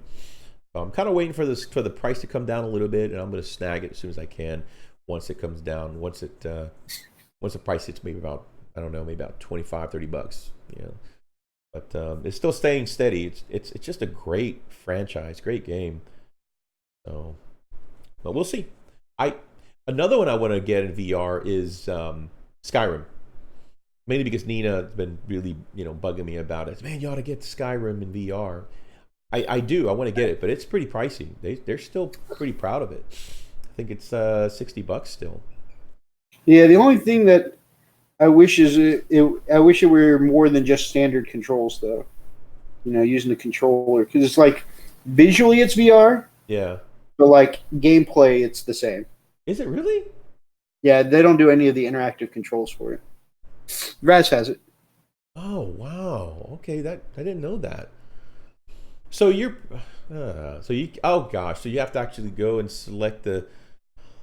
Yeah, so you just Okay. Controls. Right.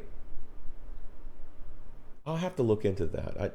Yeah. Gamecraft Dragon. Hey guys, Gamecraft Dragon's here. I just opened the box and you guys started the pass along for.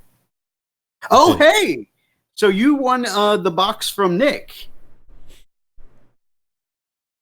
Mythos, get your tag video up. Actually, I filmed it yesterday, and because of the slow internet at the hotel, it took all night for me to get it uploaded to the cloud that our Google Cloud, so that way I could get that done for get that to where we edited on my laptop. So that will probably be out this weekend. Normally, I don't like releasing videos on weekends because we get far fewer views.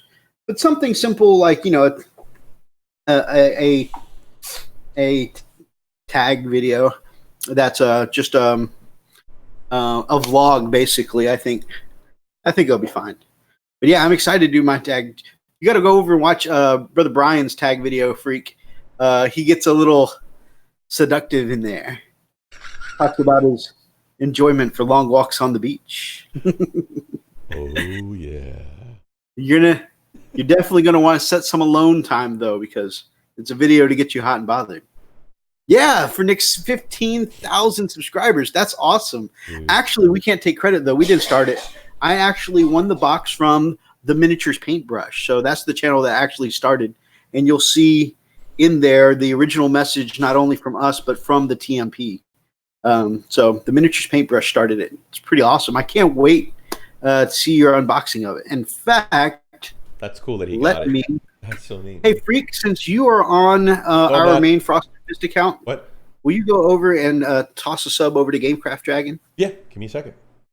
So that way we can make sure we see his unboxing. Yeah. That's awesome. Okay, let's see here. Actually, I'm going to sub it for my personal account too. Shut your face, Gamecraft.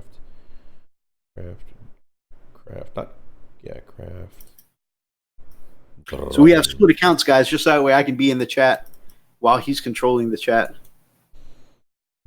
Gamecraft. There he is. GCD, baby. Subscribe. Done. And we're going to ring the freaking bell. Dude, see what I'm doing right now? Well, you can't see it because it's tethered. I'm going to hit the bell. Yeah, I hit the bell. I hit the freaking bell. So, yeah, you're welcome. We did that. That's awesome. I don't think I've ever seen your channel before either, so I'm definitely looking. Got some scattered terrain hills. Hey, do you mind pulling up, putting that on the main screen, like where we do Art of the Week and stuff like that? Yep, stand by. I know where you're going with it. And I give his channel a little show some of his videos. Yes. Let's see here. Kill Team Jungle Board, budgeting for the hobby. Oh, okay. I'm a fan already, just because. So some of our first videos that we used and kind of got to our 100 subs were all based around the idea of getting in on the cheap as far as the hobby and as far as the game goes. So I'm a big fan already. Budgeting for the hobby.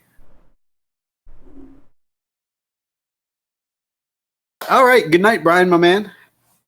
Wait, you're not going to stick around for emo? Come on. I'm sure Mrs. Models Skill Dog Freak would love that. He focuses on building terrain and trying to fit time and money for the game. Okay, I'm an even bigger fan now too, because terrain videos I always love. Mel the Terrain Tutor was a big thing that got me into this community. At the time when Commissar Gamza used to do terrain, I used to watch his videos every week. Okay, first of all, I'm going to tell you, congrats, you're getting close to the 300 subscriber mark, by the way. So cool. Here's the page. All right, let's go to the about. That usually tells us all about the video. Videos to help gamers and game masters enhance their game, either with making stuff to go on the table or build a richer background. That's cool.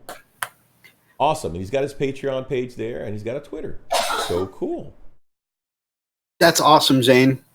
I was going to get in on the trade for the Commissar Gamza trades too, but by the time I saw the video and got around to it, most of the good stuff was gone.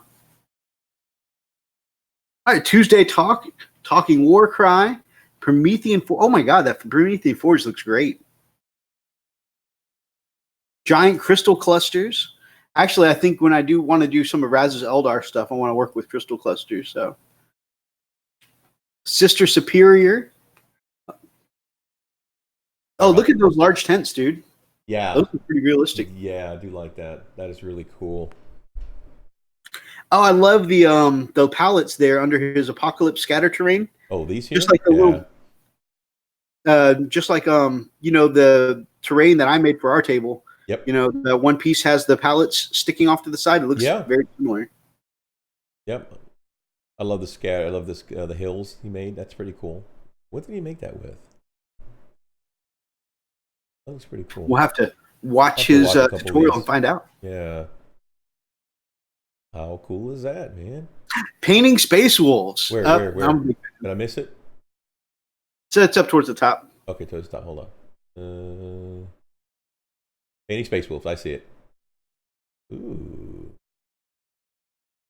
I'll have to give it a check out. Yeah, definitely. How have I never come across your channel before?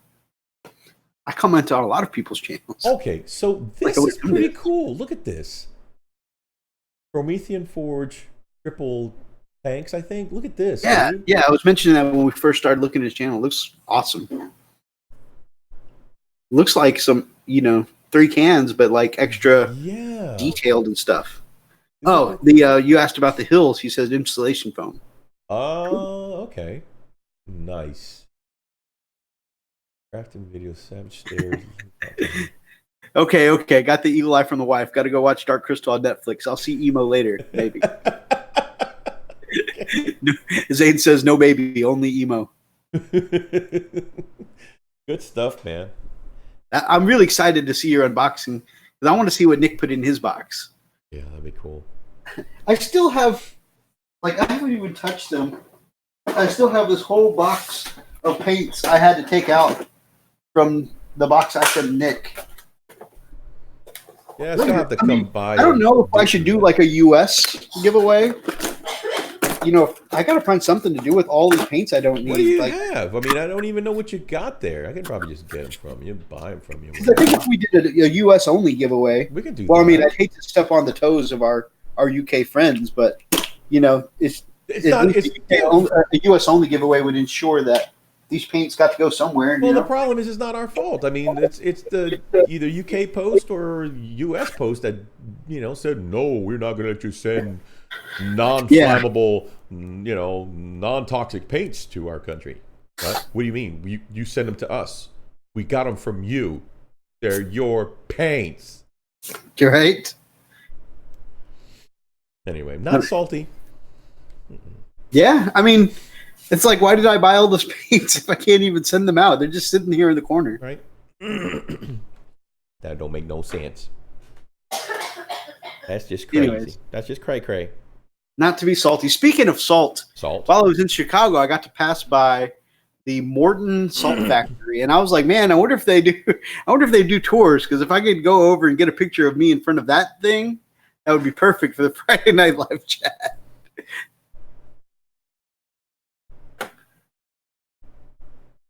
That's awesome. All right, my man. So now that we've done our shout outs, shall we skip on over to the news?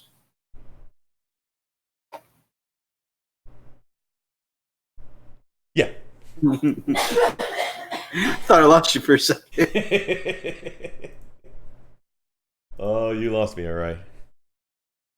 All right. We're gonna do the nudes. Nudes. All right. Let's see. Okay. Air Wars of the 41st Millennium. That'll be the first one. That's okay. Kind of got them as I picked them up here.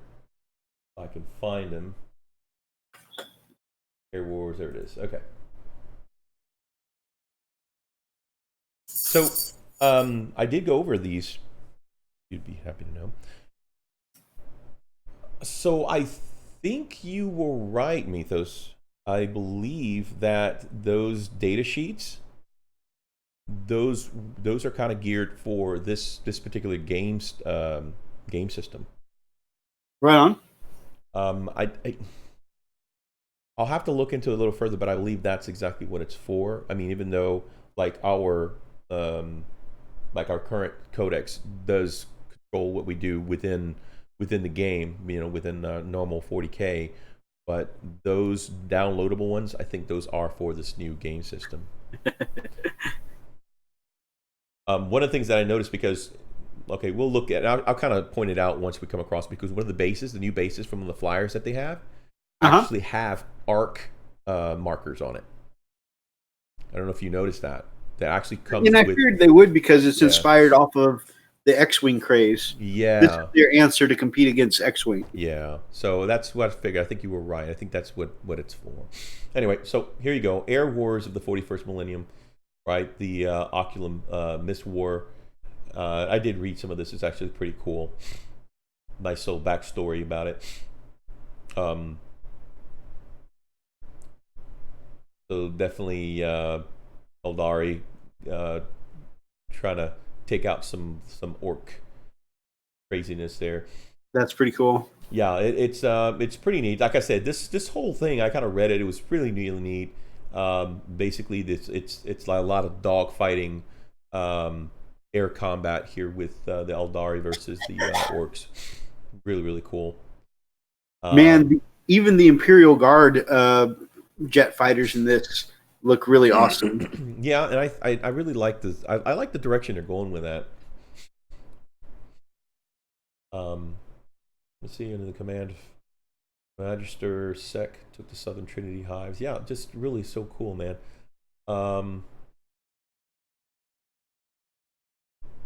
By the way, Zayd says, wait, you and the Salt Factory are different entities?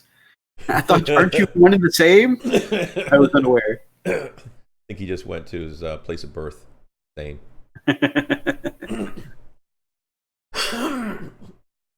I was born there. Where? The house behind the factory? No, the factory. The Chaos Air Wings then attacked in force, and the Imperial Navy engaged them over the Zontopian Sea. Look at those Imperial Guard planes. Those are pretty cool. They are cool. Although I don't understand the purpose of jungle camo for flyers.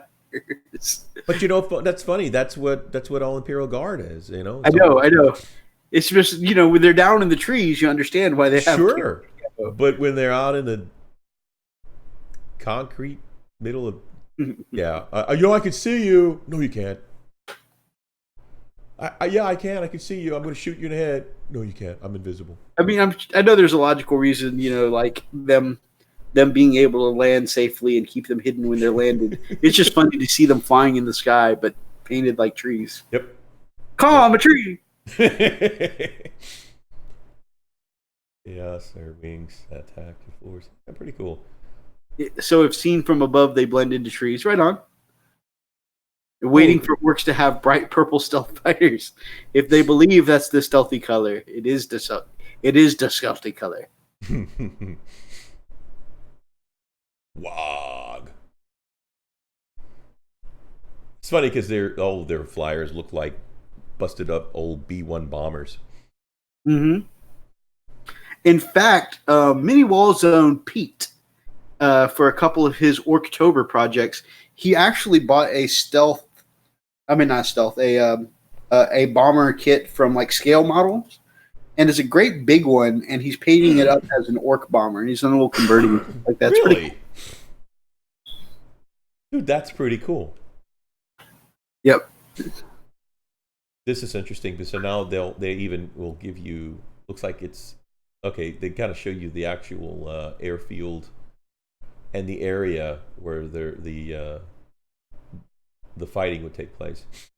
That's cool. Zane said he's thinking of an idea for a multi-game campaign. So if you start with a Dark Heresy game, which no matter how it ends leads into a civil war, then you move over to Necromunda Enforcers versus some custom-looking gang, then to several games of 40K. Huh. That's pretty cool. That's cool. Then to Aeronautica and Battle Fleet matches.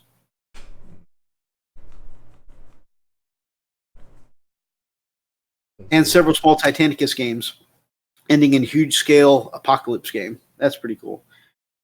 Working all the aspects of 40K. Oh, excuse me. Okay, next one. So cool. I think that goes on pre-order manana. Mm-hmm. And I've actually seen Alex Temp's tabletop and do a little. He went through some of the models and stuff like that on his channel, and they actually look like legit cool models. Speaking of cool flyers, we got Death on Golden Wings. So they announced forever ago the new Custodes flyer, and it is out. Yep. Or coming out soon. Yep. That thing looks cool. It does. It looks like a chariot with wings. Yeah, I like this. I like all the Custodes vehicles. You don't they kind of remind you of Star Wars Episode 1-ish vehicles? Kind of? You guys, Yeah, I can see that. like Naboo vehicles? Yeah. Or the vehicles on Coruscant. Yeah. I still think they're cool. I really Dang, like that it. would make for a really good video series. Yeah, that's true. Absolutely. Yeah, that is. But that is gorgeous, though. I do like that. And the amount of details on the engine, man, that's pretty neat.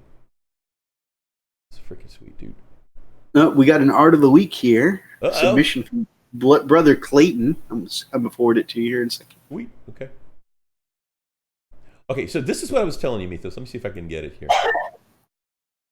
And matter of fact, I'm gonna. Okay, well. No, these are good. No, these are So there's their stats. cover tanks there. Just everything from the Custodes army just looks good. Yeah, we go back. I know, man. They look really cool. I like the uniformity. I really do. You know what I mean? Consistency across the board.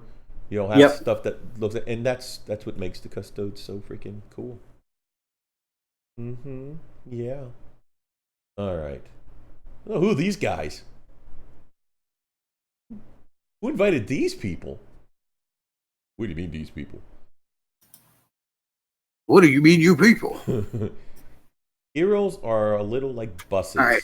Who says that? That's a submission from Clayton Beaver, Okay, hang on. Let me. our brother from the Legion days. Okay, let's see. Man, that looks amazing. Oh, let me see. The week. Where is it? Ooh. Oh dang. Clayton did that? Yep. That looks awesome. Great glow effect. Hold on, let me share. Oh wow, dude. Dang, man.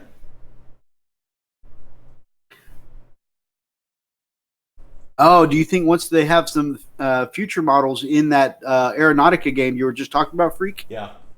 Gamecraft Dragon says, do you think they'll end up having the Stormfang or the Stormwolf gunship? That would be awesome. I think they will. He says that he would definitely have to invest in another game. Man, I like what you're thinking, my man. Definitely, Space Wolf love for life. So getting some love for the gunships would be great. I think so. Like I was sharing with Mythos this morning, because I was kind of going through some of the minis on there, and I was looking at the flyers, just kind of shopping through GW's website, and it went to you go down to the bottom of the frame where it says download for stats, and you pull it up, and I found something. Let me see if I can find it because I thought that was pretty interesting. And maybe you guys can make heads or tails of it, but I thought it was quite interesting that it was all about. It had ARC stats. I have to show it to you. It was really weird.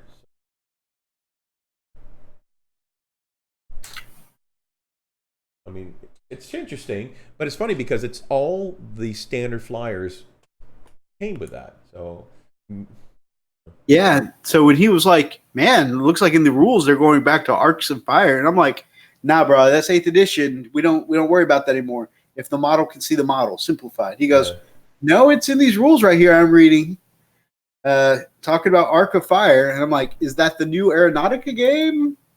the thing is, it didn't say Aeronautica, but that's why maybe I want some clarification on this because it just Right, didn't right. make any sense. Let's hold on.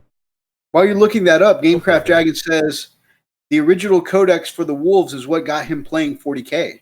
Nice. So that's awesome. How long ago? Like how long ago? Oh, that's a good question. How long you been interested in the Wolves, my man?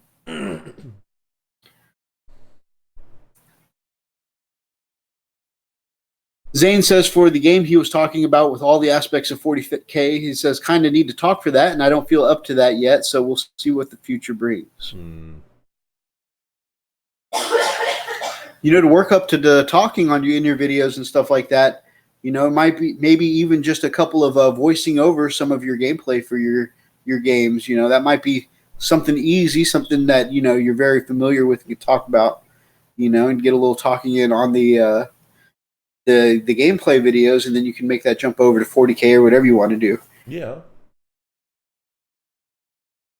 Let me see if I can make this happen. Gamecraft Dragon says right after he got out of the army. That's really interesting. Wow. 1991. That's awesome. First of all, thank you for your service, my friend. Absolutely. Thank you so much, my man. I wonder what version of Codex version that was. Still though, man, that's got to be. I think you're definitely running metal minis there. Oh yeah, and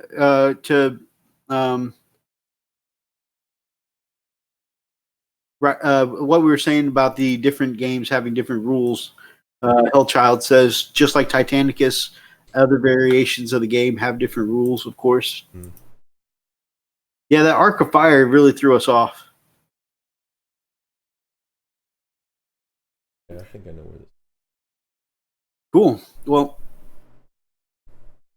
I really we jumped topics so quickly. I really liked that. I think was a Blood Angel Phobos armor librarian. That looked amazing. Yeah, man, that glow was so perfect. Yeah, he killed it, dude. He freaking crushed it. I'm jelly.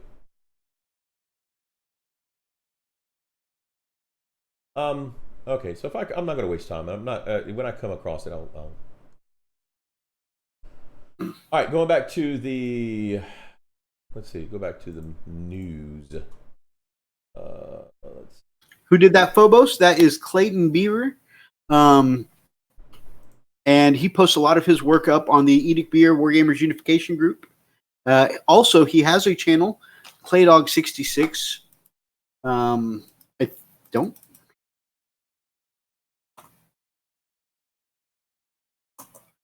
Dip here. Yeah, it's the same thing. Custodes. Okay, that was the second one. I already did this. Never mind.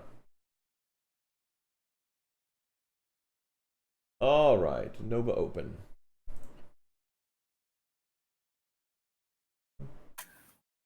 Yeah.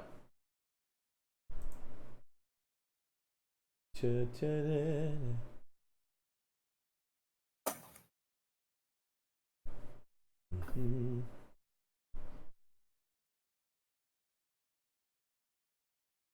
So a lot of cool stuff popped out for Nova Open. Well, a few things, not extremely. Lots. I mean, but what there was pretty big. Yeah, it's pretty interesting. And then of course, amazing output for the sisters, right?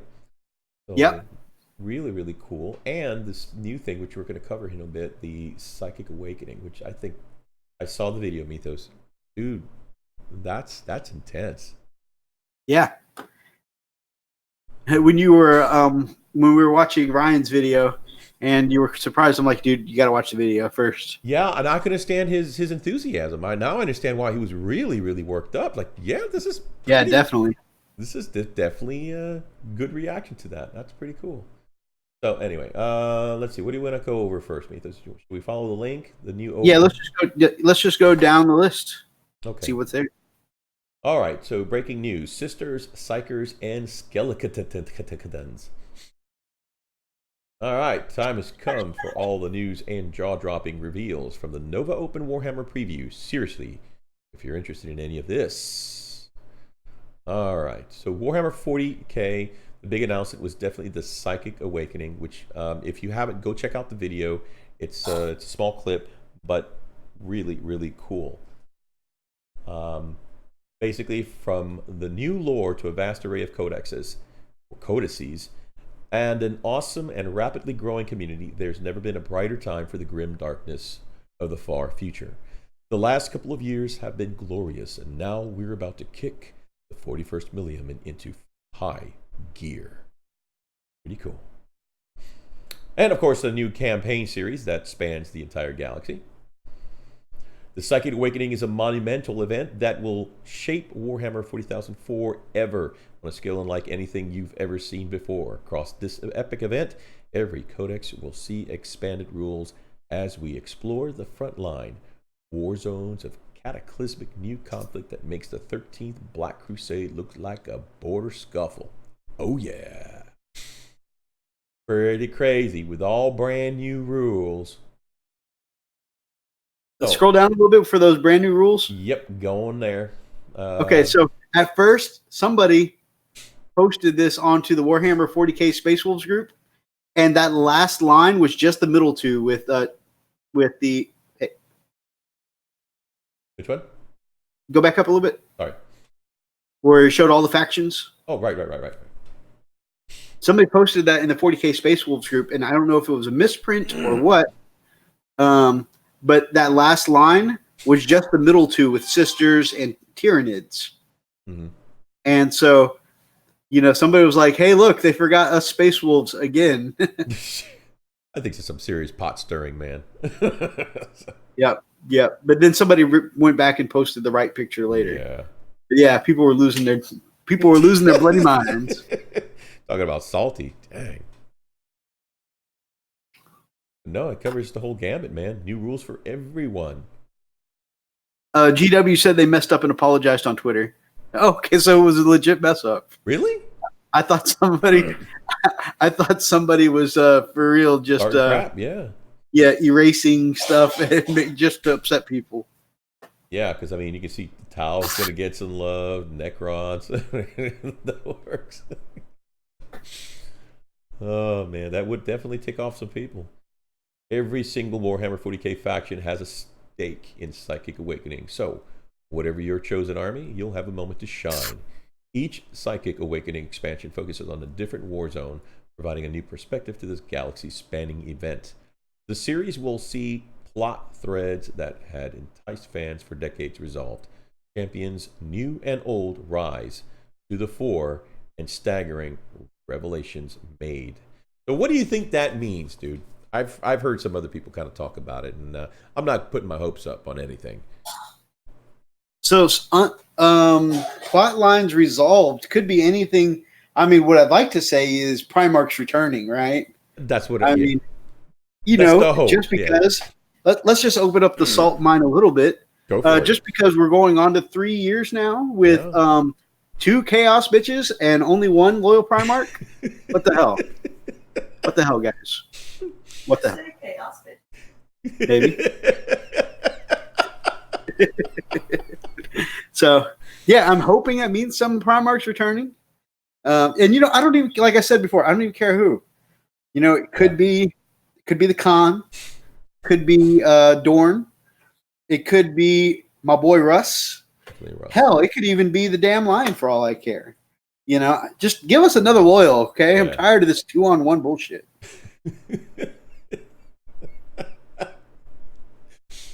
Oh man. Gathering Storm, the sequel, is going to see more loyal Primarchs and the 2 Demon Primarchs. Yep. Yeah, I definitely hope so. What's really interesting though is this particular one where it says the champions new and old rise to the fore. Champions new and old. Is that cryptic or? Well, I don't think so because I'm not sure if they show it here, but the next champion to get Primaris sized Yep. is has been announced, and man, he looks good. Hmm. As in, he looks awesome. Like I'm not hitting on him. Like, man, he look good. Oh, hey, look good. Hey, you look good. Oh, dang, yo. Okay. Can I have your number? Can I have your number? Can I have your number, please? Can I have your number? Girl, the back of your head is ridiculous.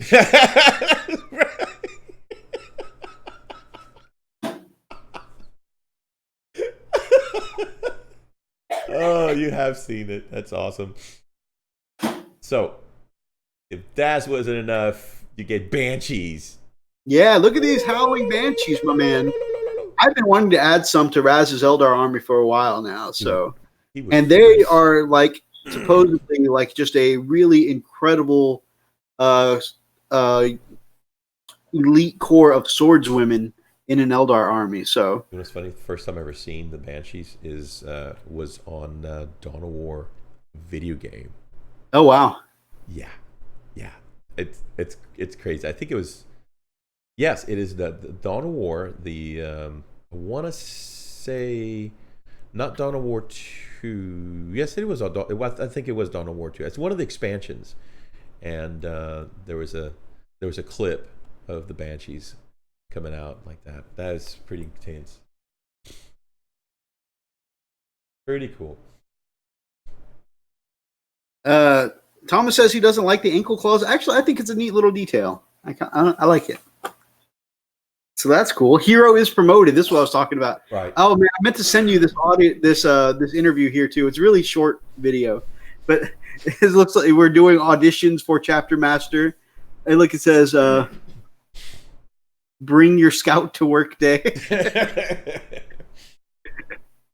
I love that. They actually do an interview with the old Shrike model, and like they're interviewing him for the role of Chapter Master, and it's the actual model. It's like two real people having an interview with this model.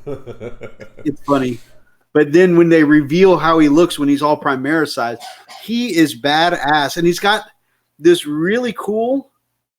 Oh, Garrett says it is Dawn of War 2. It's in the intro video. Ah, yes. Yeah, dude. When they finally reveal the new Shrike, though, the Primaris sized one, he looks so badass, dude. He's even got like anime style hair over the eye. What? It's very cool. He looks like a freaking Naruto character. This dude? Yep. It was so funny. I think I saw it on Instagram. Somebody posted him alongside with some guy who actually looks like him. This is his hair. A lot of people are referring to the Spider-Man 3 movie where he combed his hair over the eye. Yeah. But I like it. In fact, I kind of want to order several of him just for the head bit. Roxas also says Black Suit Spider-Man. I think he looks cooler than Black Suit Spider-Man, but at least in Spider-Man 3. The actual comic book Black Suit Spider-Man is awesome. I do like that model. Actually, I don't know what he's talking about. There was no Spider-Man 3. Don't know what I'm talking about over here. Yeah, that's a cool looking model. Yeah. I don't play Raven Guard. I want to paint one up. We got to stop doing this. Every time we do the GW News, I'm like, I don't even play this army, but I want to paint that up. I know. It's so... Look at that. Look at all that detail. And it's in like the new Vanguard style Marine stealth armor too, which is perfect for Raven Guard. I haven't seen Vanguard much. This is actually really cool to see it come back. Totally cool, man. Much edge, very wow. He does look kind of edgy. with the plastic banshee, some people on the Eldar subreddit are saying that they think Psychic Awakening is going to expand the Ynnari. Oh yeah, they're one of the few people who haven't gotten the book, and going to possibly add Psychers to the Drukhari, and even possibly wake up yet another god. Oh, great. Also, Shrike is showing us that they're adding some Primaris lightning claws, which is very cool to see. That's right. They haven't done... We've got Power Fists now. We've got axes. You can even put a Thunder Hammer on your Primaris guys now, but lightning claws we haven't seen. Still with a beaky helmet. Different kind of beaky helmet, but yeah, it looks cool. It's classic, you know? You're classic. What? All right, and the Aeronautica Imperialis, the models. Oh yeah, so I sent you both, so we could kind of kind of get acquainted with a little bit of the rules. Yep. And I sent you this one too, so we could see what some of the cool models look like. Yeah. Yeah, pretty cool.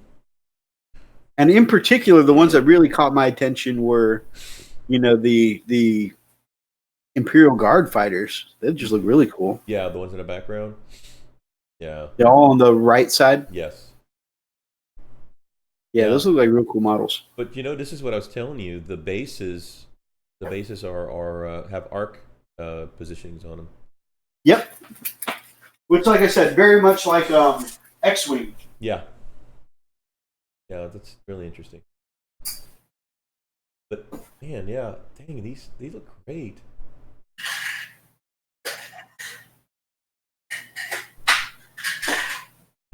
And you know what? That's a nicely fully populated sprue. That's pretty cool.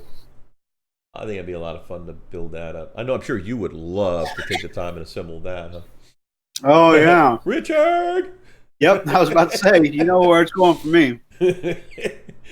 Oh man, I love this. Chunks it in a box.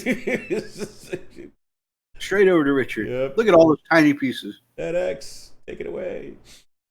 Yep, there it is. And like I said, these are smaller scale ships too. The ships are about the size of Space Marine bikes. Yep. Covered the briefly on Monday, but it's worth mentioning again that the bases for Aeronautica Imperialis are pretty cool, combining a traditional flying stand, pre-marked with firing arcs, and containing trackers for speed and altitude. And they'll ensure your models are easy to game with and look awesome. So yeah, I do believe that those stats that I pulled up from like, especially like my own Storm Talon gunship had those same stats where it had arc firing positions, and some other things I thought was kind of interesting. So like that's I love that. We always have kit bashers in the chat, doing some custom designs. Yeah, and guys, I really ask y'all if you don't mind, send us some of that stuff. We'd love to showcase that here on the channel. I mean, don't get me wrong. There's a lot of cool stuff out there on, on Instagram. But man, I'd rather show some of our local stuff. Oh yeah, we love showing our friends art of the week. Archer, right? Oh man, just got something. Got that little cough, yeah, the little tickle. Yeah, you probably got that from the airplane. Yeah, but we would love to show off the amazing work our friends do. Archer. No, see, it's there again. Yeah, you might want to take some of that ginger stuff we were talking about earlier, man. I think it'll probably make you feel better. Just saying, because it almost sounds like when you cough, almost sounds like you're. I don't know. Maybe I'm not. I'm hearing things. Anyway, yeah. Yep, we definitely get some freaking cool goodies from Hellworks by Hellchild. Yeah. Let's see. I'm just trying to see if I can. I'm just kind of tripped out that I can't. I don't know, man. I guess I'm losing. I just finished my Wolf Smash Captain from Extra Bits. That's awesome. Nice. That's going up on a video very soon, right? Can't wait to see that. No pressure. Do you do showcase videos? Gotten off topic here. Who are you asking? Our friend over at CDC, whatever his name is. Yep. Gamecraft Dragon. Yeah. I've seen terrain showcases. Do you do model showcases, my man? I would love to see your Wolf Lord there. Kill Team, of course, getting some expansions in. Space Marines. Lots of cool Space Marine stuff. Oh, man. I want an Invictor suit for each one of my Space Marine armies. Oh, me too. That's actually pretty cool. Okay, Mythos, you ready? Yep. This is what I was talking about. Download a data sheet for this flyer here. There it is. You guys, and I do believe you're right. I do believe that this data sheet is specifically for. Oh yeah, that's a very different looking data sheet, isn't it? It's so weird. Let me see if I can zoom it in.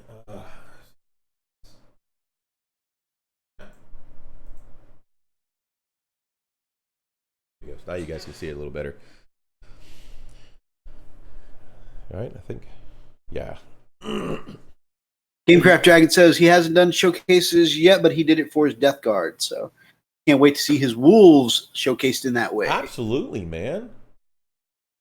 Yeah, and make sure you kind of throw us a little bone so we can actually kind of throw you a little link, man. We like to help support other channels. Zane is back. Welcome back.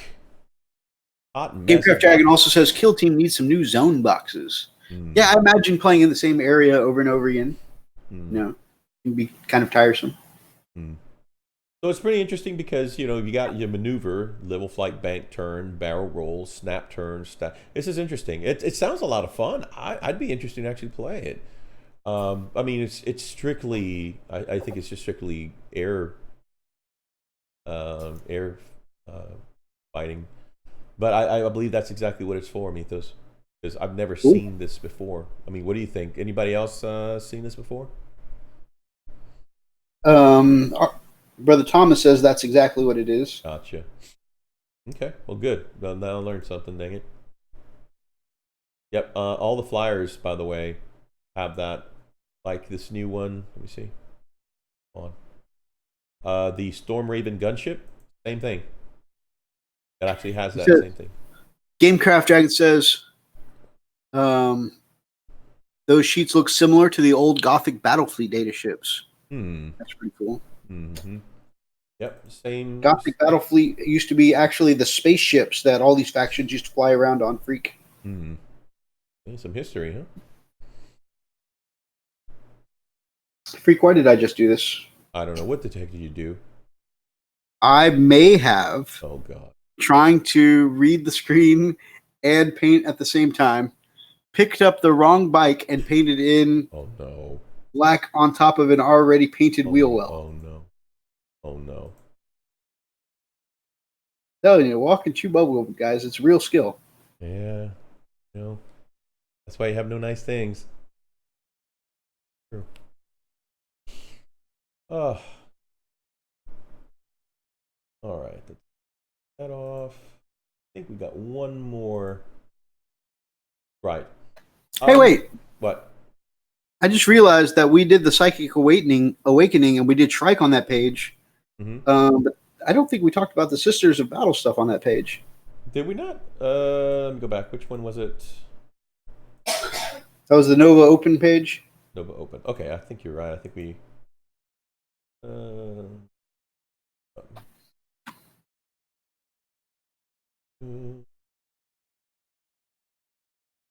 Back.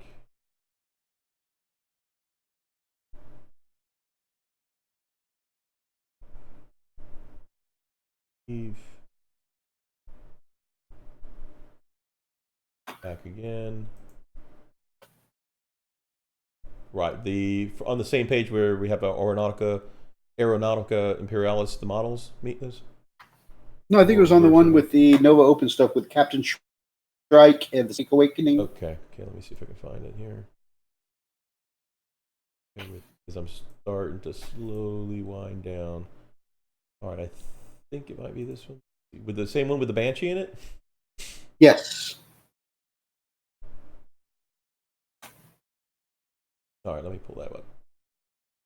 And there it is.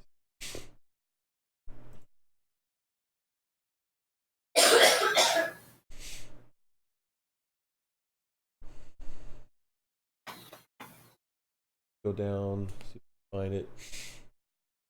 That's the Banshee, hero promoted, that guy. I don't see anything else, Mythos. See Middle Earth, Well, Middle Earth stuff. Warcry, which that's actually pretty cool. Maybe just man, I love all the Warcry stuff. Age of Sigmar. That's pretty. All right, so we might as well just talk about it. Okay. But yeah. Oh yeah, there's the new AOS models. Those skeleton guys look hardcore. Yeah, they do. They're like Asian-inspired Necrons for fantasy. Nice. I love their Chinese-looking weapons. You know, and actually, that guy on the left, that scimitar looks similar to a scimitar that, we might use in a Thai style work, krabai. Don't call me names.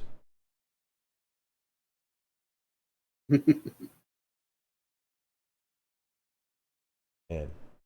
That's pretty cool stuff, dude. Yeah. All right, let's talk about it, man.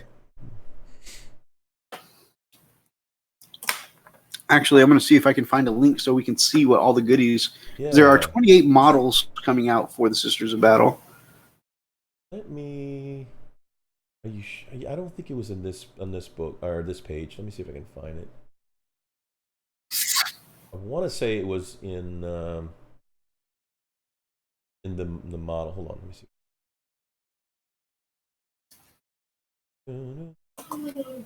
We are looking and looking and looking and looking and looking and looking and looking. Looking some more. Real pros, guys. Real pros. Yeah, we got this. Dang it! Don't judge us. Maybe a little. Okay, maybe a whole lot. Sorry. Oh, dude. What? Actually, yeah, something further down the list on that same page you were just looking at Was it? was something that we needed to talk about. And the Sisters of Battle are at the bottom of that page. Dang it! So that was the right page. How did I miss that? Okay. Hold on. Yeah, that's a long page then. Okay, going down, downtown, going all the way down. I'm scrolling down. My finger's tired now.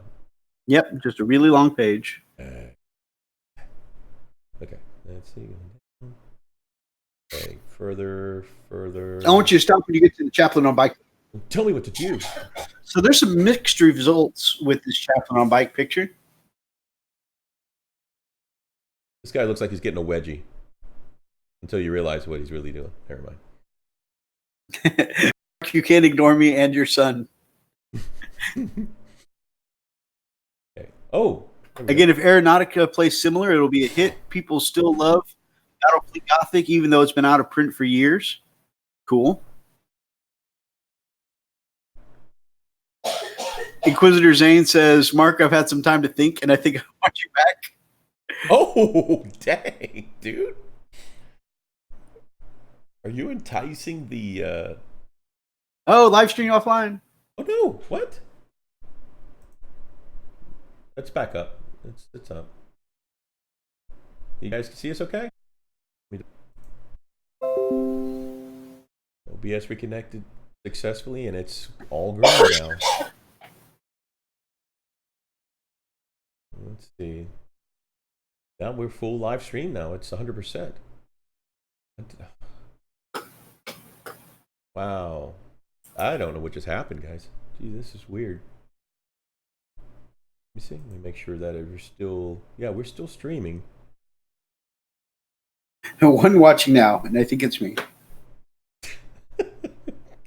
God. 3 watching now. Holy cow. Yep. What a good way to get rid of our subscribers. Hey, let's just have technical issues. That's the best way. Gotta love it. Want to see a good way to really get freak salty? Have technical issues. Yeah. That'll really get me going. I don't know what the heck that was. Crazy crap. My marquee has left me and our son, here in the cold, desolate confines of these comments. I'm gonna reset this. God, I hope it doesn't screw me up. I'm afraid of doing this. I won't do it. I'm not touching it. Screw it. Let it sit. Where is? Okay, 4. Did they have to rejoin? I don't understand that. I don't get that. We're still live. Yeah, no, We're just waiting for a few people to filter back in now. we're just not sure again why it's. Just a minute ago, we were down.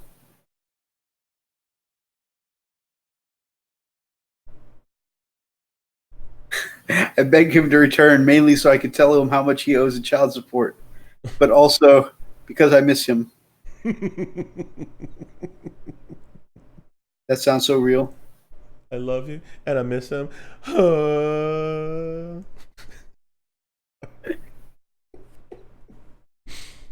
Okay. Well, Thomas says everyone got kicked. that is crazy. Golly, man, and now it's 100% now, dude. It's full steam. How many people are back? 5 now? 6 now. 6? Cool. All right, so this Chaplain bike you're looking at here has some Roxas back. Yay. Yay! So this Chaplain bike here, they announced something called Warhammer Legends. So as many people theorize that eventually the indexes would go out of use, which good, one less book to carry, I guess, for the moment. Mm-hmm. But what they're going to do is they're now going to have these legacy units are going to be called Warhammer Legends. So they're forever going to have rules. You're never not going to be able to take models that they don't have, that aren't in the current edition. Right. You will always be able to take them under Warhammer Legends. So that it says that Imperial Space Marine you like, rules forever. Your Chaplain on bike, you can use him until actual Space Marine chaplains on actual Space Marine bikes are invented in the year 30,000. Oh my gosh, that's awesome. To top it off, they'll be getting points, meaning that if that's how you like to balance your games, we've got you covered. That part is great, which means theoretically, I can go back to putting my veterans and characters on bikes. Now scroll down to the next part. This next part is going to be the part that has upset a lot of people on the internet. So everybody's happy about the first part. Don't sound too enthused. Okay, this is the next part. So up a little bit more. I think you passed some of it. Let me see. Okay, I'm sorry. That'd be this part here. So every year we review all of the point values for all of the units in Warhammer 40,000. Right there. We won't be doing this for Warhammer Legends, however. Once we assign them their final points, that sounds so... That's final. Yeah. Once we give them their final points, that's it. They won't be part of our ongoing balance review. And we won't be recommending Legends units for tournament competitiveness. Wow. So you can still, they say you can still play them in your own time, basically. There they are. They got phased. But I mean, I don't plan on going back to tournaments anyways. I plan on just playing with. The only thing is that the ripple effect here. Okay, so a lot of game stores you go to, if you're just playing pickup groups, if a tournament TO doesn't allow it in tournaments, they don't let them play in shops sometimes. And we've seen that with when we used to go to Fat Ogre. They were that strict at Fat Ogre? Huh? They were that strict at Fat Ogre? Not the people there themselves, but some of the people or the community that played there. I mean, they're competitive people. Right. They're tournament scene people. Yeah. So because they're tournament scene people, they play with tournament rules.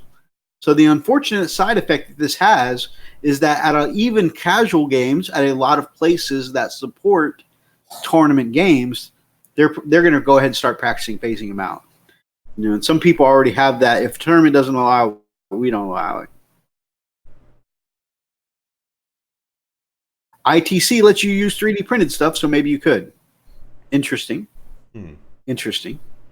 But I mean, it's all about your local community, right? Right. So like, we go to play at Swords and Superheroes, let's say.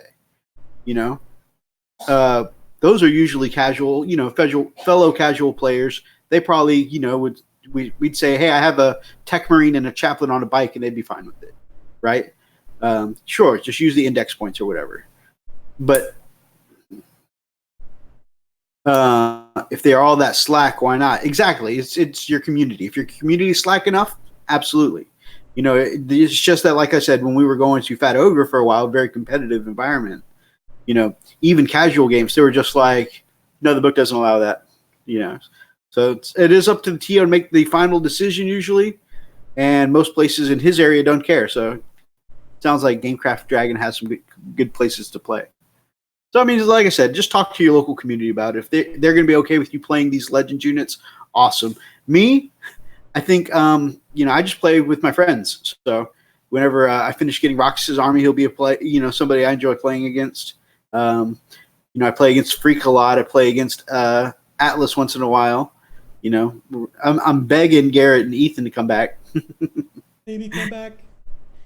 So, I'm pretty sure the cool guys I like to play with will be okay with me using legacy units. And if Freak tells me I can't have my veterans on bikes, that's then we're going to have a problem. Welcome to the Frost and welcome to the Mythos Show.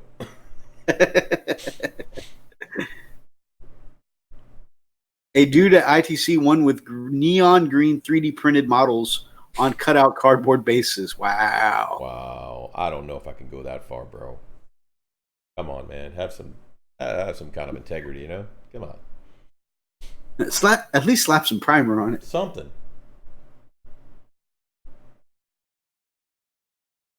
What the heck is that Marine? That is the Imperial Space Marine that you just saw. Oh, the blue one? The blue one, yeah. That's the pretty... That was the... was it at the anniversary one? Well, they reprinted it for the anniversary. Right. But that is a throwback to the old Imperial Space Marine from actually Rogue Trader area. Okay. I have one of those still in box. The only thing is I bought it at the end of 7th edition. Yeah. And at the end of... In 7th edition, he was real cheap. He was like... basically adding another, the price of adding another Space Marine to your unit, Yeah. Maybe the points for like plasma or whatever. It was real cheap to take. You could just upgrade one of your models to the Imperial Space Marine. But in 8th edition, he by himself is 65 points. So you could take a whole nother squad of tacticals for the price of that one guy. What would he? I mean, how good is this guy? Why is he? Can he really? Can you justify that? No. Oh gosh. I mean, do I have my index around somewhere? Is this still an index? It's not even in. But yeah, I mean, for one tactical Marine guy that can get shot off the board, Yeah. But I mean, that's just it. I mean, if it's 65 points, then he's got to be able to justify it somehow, right? Yeah, I don't know.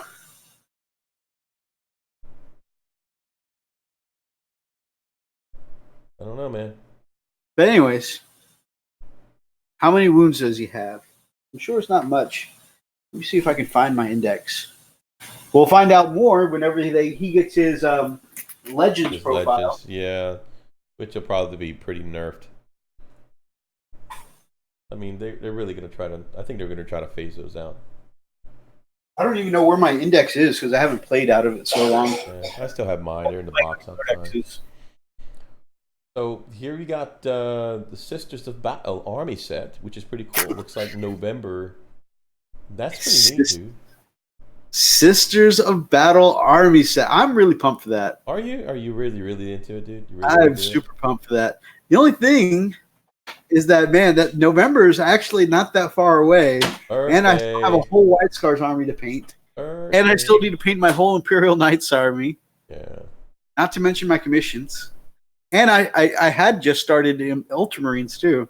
Man. Got so much to paint, and I'm getting some armies from a few friends, so I've got a lot of paint. Yeah, you better get cracking acting there, buddy. Yep. I need to really make time to dedicate more painting time. Mm-hmm. But man, so look, you're getting 28 models. You're getting these ladies right here, which I think is one of their troop choices. Very cool. You got the banners there. You got some Melta Flamer action. You got some Bolter action. So that looks like their tactical equivalent. Very cool. I like those models a lot. I definitely would be proud to paint those up as my troop choice. Flyer looks awesome, man. Kind of remind me of your priest. Yeah. Oh man. Yeah. Absolutely. That's a Seraphim. I want to say Sisters of Battle Seraphim. Very, very cool looking model, and I love. I mean, it's got a nice feminine aesthetic to it, but it's still very armored, very grim dark. You know. Yeah. It's definitely got the edgy, gothic kind of feel to it. I love it. I love what they have done with the Sisters of Battle armor. The helmet looks amazing. The bodice looks amazing because the bodice looks like a perfect combination of femininity and functionality. I like it a lot. Yeah, I like her bodice. What? Oh. Moving on. Gamecraft Dragon says, I've seen some 3D printed arms for Forge World Doritos that people were like, about. Doritos, like the Daradeos? Daradeos, yeah. The Dreadnought? Dreadnought, yeah. I've been thinking about adding a Daradeo to like my Ultramarines. So that's...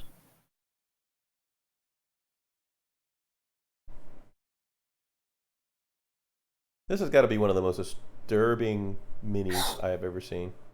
I have to say, it looks amazingly detailed for what it is. Absolutely. I personally have never liked the look of the Penitent engine. I get the whole, it's a vessel designed for torture and combat at the same time, and that they're repenting. The process thereof. I am thinking about taking a body like, from a Dreadnought or something like that and just putting these arms on there. And still buying both kits, doing right. And magnetizing the arms. So if I'm playing somewhere official, like our new Warhammer store that we like to go to, pop it on the right model it needs to be. But otherwise putting it on a Dreadnought body just because I am not a fan of the walking torture chamber. It looks creepy. Cool. Yeah. For what it is. I'm just... Not you. Just not me. Yeah. Inquisitor Zane, though, says hot. He would. The Imperial Marine has 4 wounds, disintegration combi gun, and a crazy disintegrator pistol. Yeah, the weapons are cool. The only problem is that, and I don't know if it's 8th edition because they tweaked how plasma works in 8th edition. Yeah. So in 7th edition, the Will's Imperial Marine used to kill himself all the time because if you roll a 1, just like with plasma, you used to kill yourself. Sure. So I don't know if the disintegration cannon got an upgrade like plasma did in 8th edition. 4 wounds is not bad. I mean, you imagine Lysander is 6 wounds. Yeah, no, I mean it's 4 is normal for a non-captain character. Yeah, that's not bad. Wow. I looked at these. I didn't look at this one in particular, dude. I completely missed this. Oh man, dude, this is so cool. Yeah, the HQ choice there. Yeah. Yeah, she looks very cool. I love the design of her sword and her that rod looks almost, it's perfect. Yeah, that's the Canoness. Yeah, and I want to get one of those Canonesses, but I also, for the classic artwork, want to go back and get one of the older Canonesses they released about a year ago, maybe 2 years. Okay, the ones that still metal though, right? No. They released one plastic. It was like the first Sisters of Battle plastic model that they released, Gotcha. and it was based off one of the old Blanche artworks, the classic Warhammer 40K original artist. Right. All right, man. We need to cruise because we gotta. Oh wow! They gave everyone that went to the Nova announcement a copy of that Canon S there. Man, that was awesome. I think one day we'll have to try to do. Yeah, but like you said, now that we've got our Patreon started and we got some supporters, Yeah. maybe definitely not this year, but maybe sometime next year we can hit up a couple of these shows. We're gonna need to sit down and look at our funds and see which ones we want to pick because we can't go to all of them. Definitely. But Nova, LVO, yeah. LVO, I can actually get my lovely lady to sign off on because she said while we're off doing the nerd thing, she can go see Vegas. That'd be cool. I think Rob from the TMP actually went to the. Did he go to the Nova Open? I thought. Yeah, that's where he's his Imperial Knight's been the road to Nova. So Yeah. That's actually pretty cool. He's got Gamecraft Dragon says I need to go Adepticon. That's another one we were talking about hitting up possibly is Adepticon.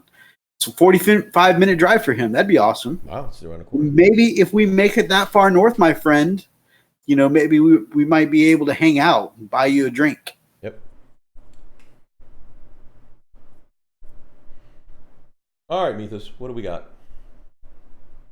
So is that all the news? Let me double check.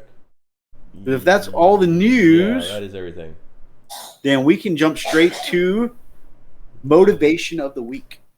I have to agree with that, Mayan. Roxas is also thinking about that box. Cool. I've even we should do a YouTube meetup there. Yeah, we're definitely thinking about seeing some of these shows next year for sure. So that'll be cool, my man. Yep, I'm collecting PTO as it is. So. You go and do nerd stuff while you're you go and do nerd stuff while your wives leave to go do other stuff in Vegas. Sounds like a great plan. Hey, What happens in Can't- Vegas stays in Vegas. nothing wrong with that. We've got some really cool, really trustable ladies.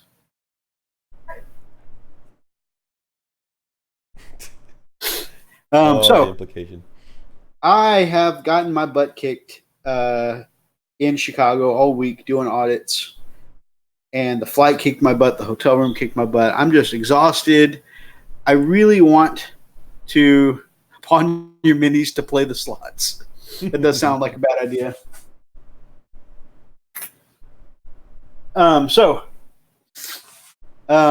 Yeah, like I said, I've had a tough week, flying, auditing, getting kicked out of my own company.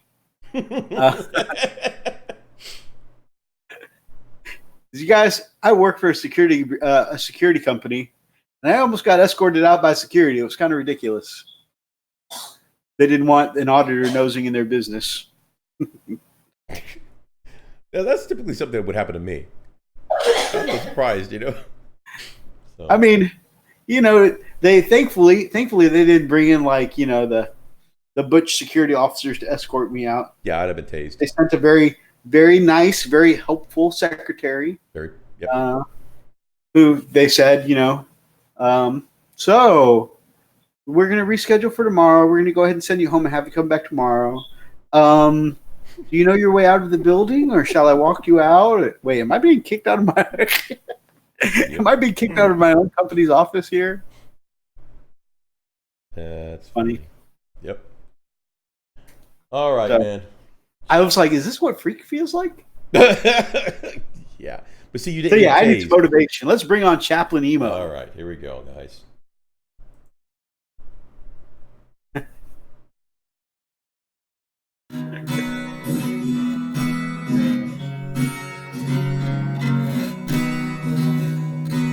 When you're going into battle and you don't know how to feel, just count on Chaplain Emo and his joy will make you squeal. So when the world takes you down, you want to scream, just listen to the words of Chaplain Emo. Nothing like a little motivational jingle to start that motivation. You know what I mean? Yeah. When Chaplain Emo theme comes on, you know, really it's uplifting, right? In the way that it should be for the Emperor. Feel it right here. And you know what? One thing that I really like about the chaplain is that he commands the respect of his men, no matter where he goes. I mean, far and beyond the universe, you know, wherever he goes, just the chaplain always commands respect. Love it. Moist. Inquisitor's moist. So you want to do the honors of asking Chaplain to bless us and grace us with his words of encouragement there, Mythos? Yep. Chaplain, we need your words of encouragement. Tell us how, in the name of the Emperor, we are to go on. You know, I mean, I've got all these loyal Space Marines sitting here on my table, and I don't even have the motivation to pick up my brush right now. Whoa, Chaplain, help him. Here we go.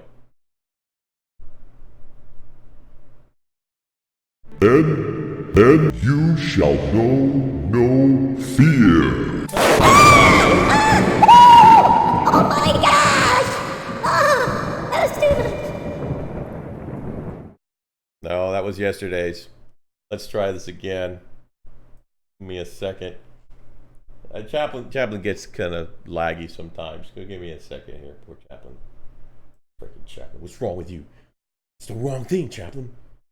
Did we have this talk? Come on, man. Get it together, bro. You're embarrassing me in front of my friends. I don't understand why you're doing this. Can you get it right? You think you can do that right? Okay. One more time. This is your last chance. Okay. Get yourself ready. No, I don't want to hear your crap. Just get back in there. Get back in. So help me, get back in there. Okay, he's coming. Hold on. All right, I'm not going to put up your crap. Okay, here we go. Sorry, guys. All right, Chaplain Emo. Men, it is I, your chaplain, and I come with great... The Emperor would agree.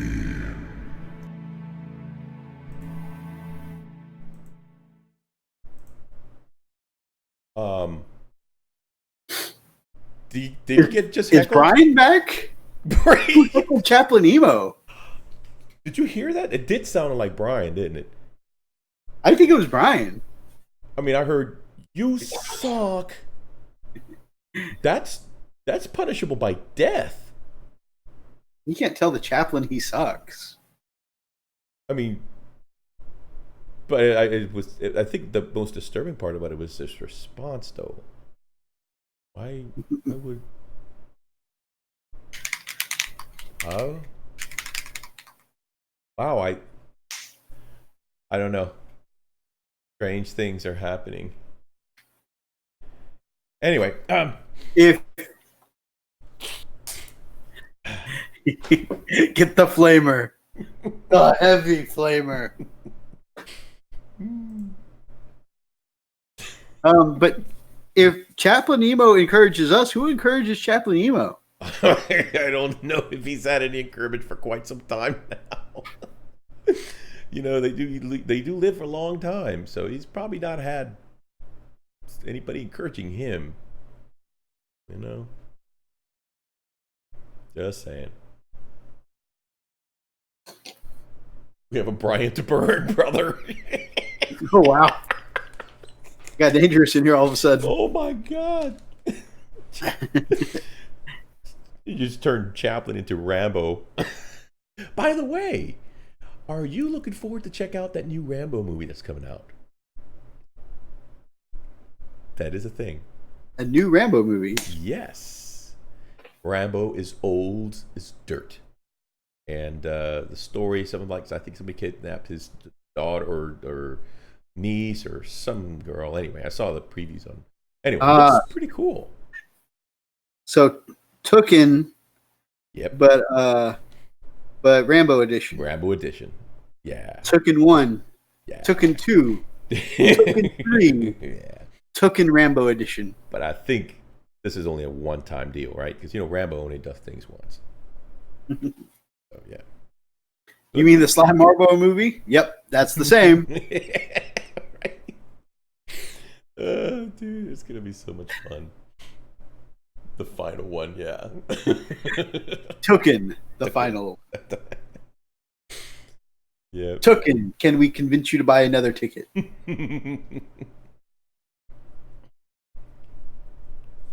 I jest. I like Tooken movies. They are pretty good. I do. Yeah, I do like them. What am I saying? I've never watched a Tooken. I meant to say You I like haven't? Rambo movies. You haven't watched it? I have bought the first Tooken movie. Okay, and you haven't seen it?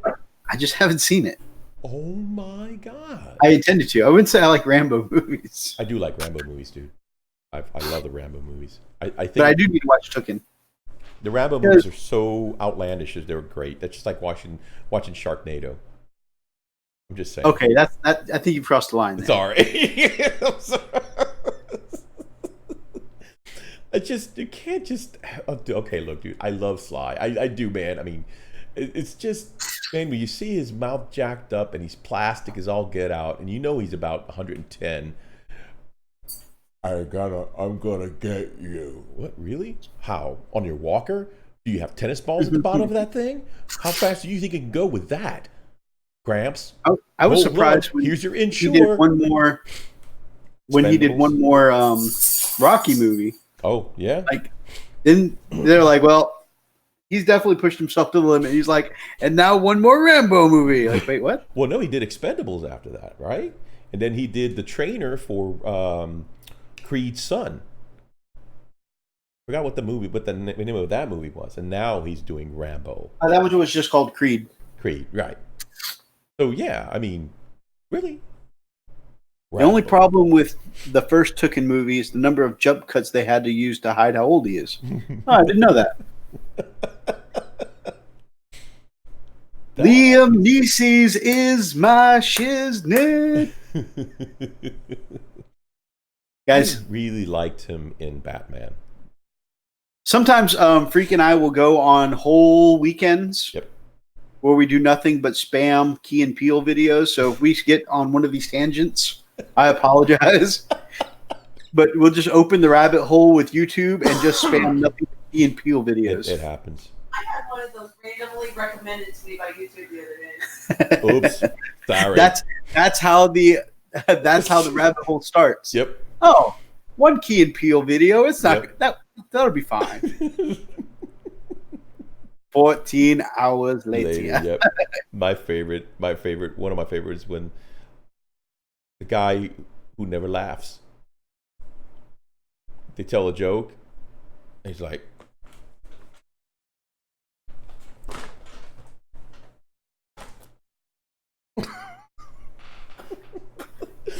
and when he does laugh, it's this loud shriek. Ah! The guy's ear starts bleeding. He goes, maybe that's why I never laugh. And he puts his head down, and all of a sudden, next cutscene, he puts a little stick with a little bag at the end of it, and walks out the front door. Dude, Gamecraft Dragon says we're going to do 8 jump cuts in 25 seconds to have Liam climb over a fence. Wow. dude, they're dissing on him now, bro. Dang. I think I came up with the best name for the new Rambo, Fight Me Communists. Yeah, Rambo's gonna be still fighting commies. I think he even calls them that. Come at me, commies. Freaking Rambo. But, as much as I'm sitting here joking, I'm going to watch it just because it's a Rambo movie. You know it, dude. I know I will too.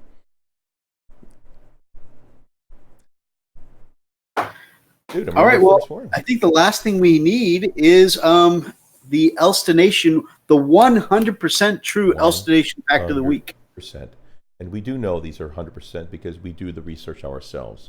We Right. have a team of scientists that actually back up our studies to validate what we have researched ourselves. So we can guarantee here on this channel, as Mythos and myself, we come together as brothers, and we can honestly say these are truly 100% factual facts. Non-subjective. Now we continue. Why did I mute myself? Stupid thing. We're professional here. All right. Here we go. Oh, hey. Gamecraft Dragon says when we went and looked at the Sisters of Battle news, we actually skipped over the Angels of Death animated series. Yeah, we can't play that. I mean, it's a video. Right. They just have a few screenshots. Yeah. But yeah, that's going to be pretty cool. Oh, Captain of the Strike Cruiser sort of ball. That's going to be really interesting to see. All right, here we go. I think the music's a little loud. Hold on, let me drop it down a little bit here. There we go. Okay. Only one racer has been known to be able to defeat Speed Racer and the Mach 5. They called him Racer X, as early anime was unable to translate Elstination. There you go. Now It's you 100% know. true fact, guys. Now you know who Racer X really was. And it wasn't his brother. It was Elstination. Shh. Unless Let it happen. his brother is Elstination. Why? But hey, that's just a theory. That's a An theory. Elstination theory. Everything else is all fact, baby. Take that to the bag. All right, now that was creepy, we're back to our normal. Rox just told me to get out. Inquisitor Zane says the name of the new Rambo movie should be Tooken 5, Home Alone, the PTSD edition.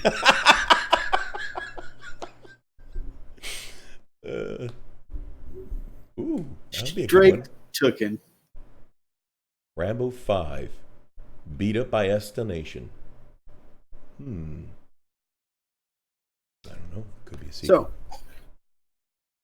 So, we are past 11:30, my brother. Do you have any closing facts you want to talk about? Any closing thoughts you want to chat about before we call it a night? I'm tired, but man, this was a good chat. Sorry for the technicalities. I mean, it was kind of weird when we had, That was weird. But you know what? We recovered. Oh no, But- Orc Boys, good to see you, my man. He says good morning. it Finally, mad to happens finish. all the time. Catch a live stream. Oh my god!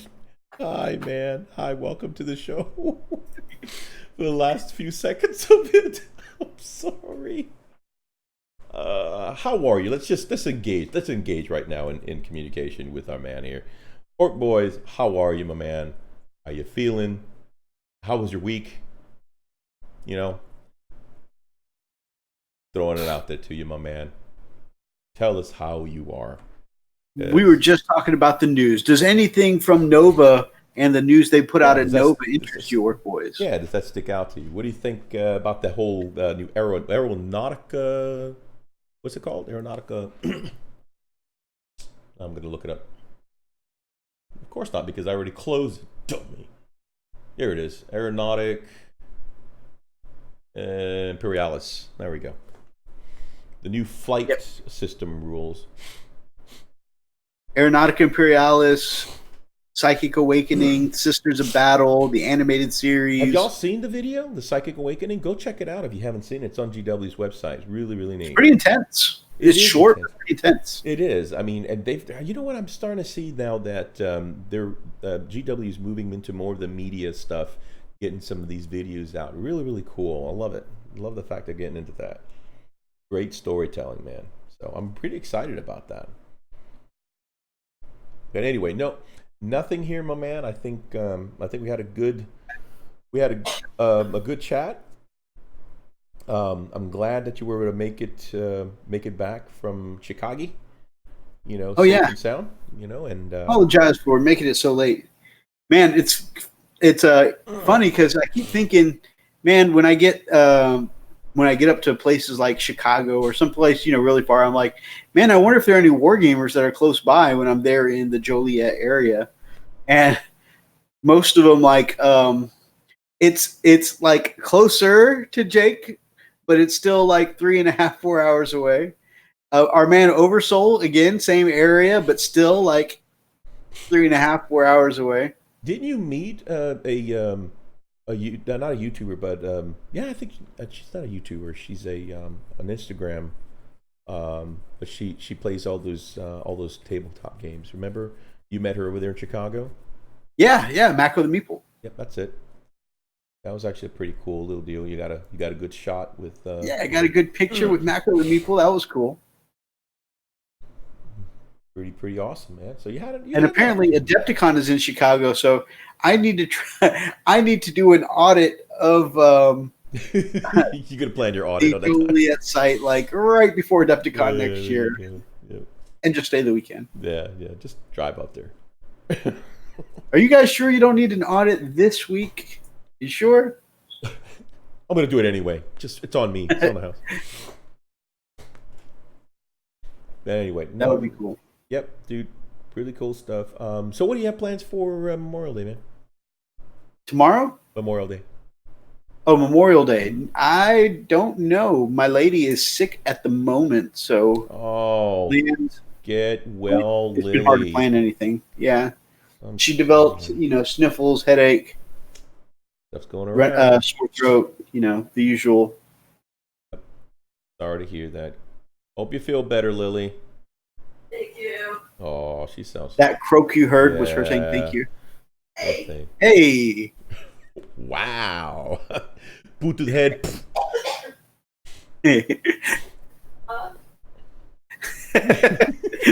Our game man at Gamecraft Dragon says in February you need an audit. It only has 28 days. Total security threat.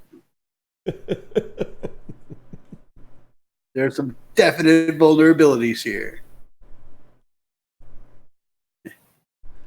Roxas Babe says, no bad, no sick. Right. That was also her. It was very gravelly sound. Wow. Nurgle hunting Lily. Yep. She's trying to shake off the Nurgle. Shake it off. Shake it off. That's awesome, though. Adepticon, so it's Adepticon is for you to say. In February? Isn't LVO also February? Ooh, this is bad juju.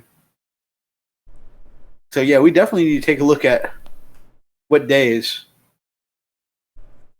things are. So ReaperCon was this past weekend too. Where was that at?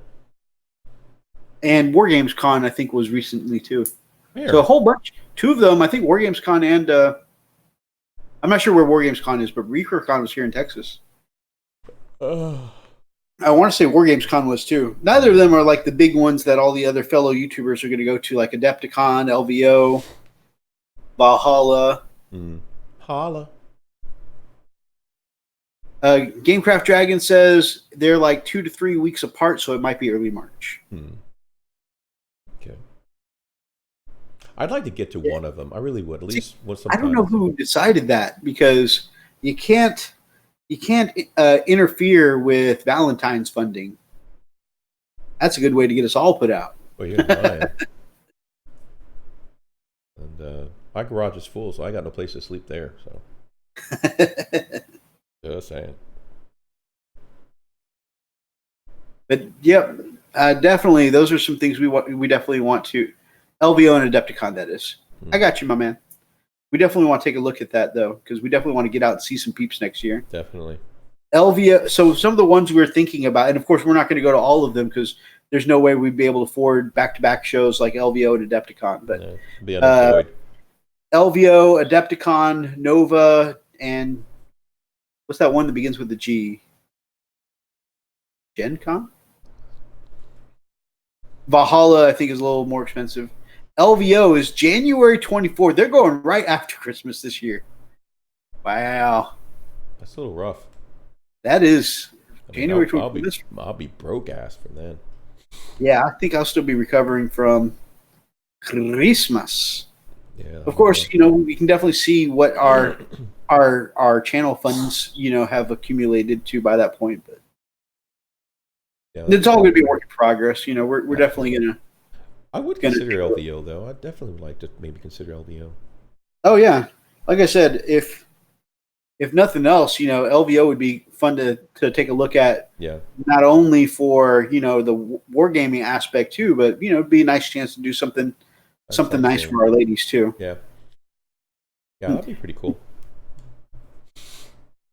Take Mrs. Freak out there. Gen Con, yeah. Gen Con, yep. Yeah, it'd be actually a fun thing, man, to take Mrs. Freak out there to Vegas. We've never been. That'd be pretty fun. Go check out the site. Mrs. Freak and Lily Nightfall. Yeah. It'd be pretty awesome. Adepticon next year is March 25th, so that's actually that one's way further north though. So like we could drive to LVO because it's Vegas, right? Or bus or something. Yep. That wouldn't necessarily need a flight, but Adepticon being Chicago, So like one is in January and is a little less achievable because it's right after Christmas. Right. But the other one is on the other side of the country. Either way, both are going to need some consideration, seeing where we are with the channel. Yep. Good stuff. But Gen Con is here in the Midwest too, Indianapolis. That's cool. Man, we're going to have to move. All the good stuff is up there. All the good stuff is either up north or across the pond. Yep. There's a lot of good stuff in Canada too. Man, I have to say I was a little spoiled being in Chicago and the Joliet area for all week because it was like in the 60s and 70s all week. This afternoon I got off the plane and I'm like, man, it feels so good to be home. And I took 2 steps outside the airport. 2 steps, and already I was humid, I was muggy, sticky. I was just like, Houston. Mini Wargaming is in Canada. They are actually, they said, a 15-minute drive from Niagara Falls. In fact, in some of the interviews you see in Mini Wargaming, they mention how some of the people that come up to play them at Mini Wargame use Niagara Falls as a way to convince their significant other to let them go. Like, I'm doing a romantic thing, taking you to a retreat at Niagara Falls, and I'm going to go play some Warhammer. What? Okay, it'll be a few minutes. 5 hours later. Where you been? Sorry, I didn't get disconnected. Going through a tunnel. All right, go ahead and go turn the roll.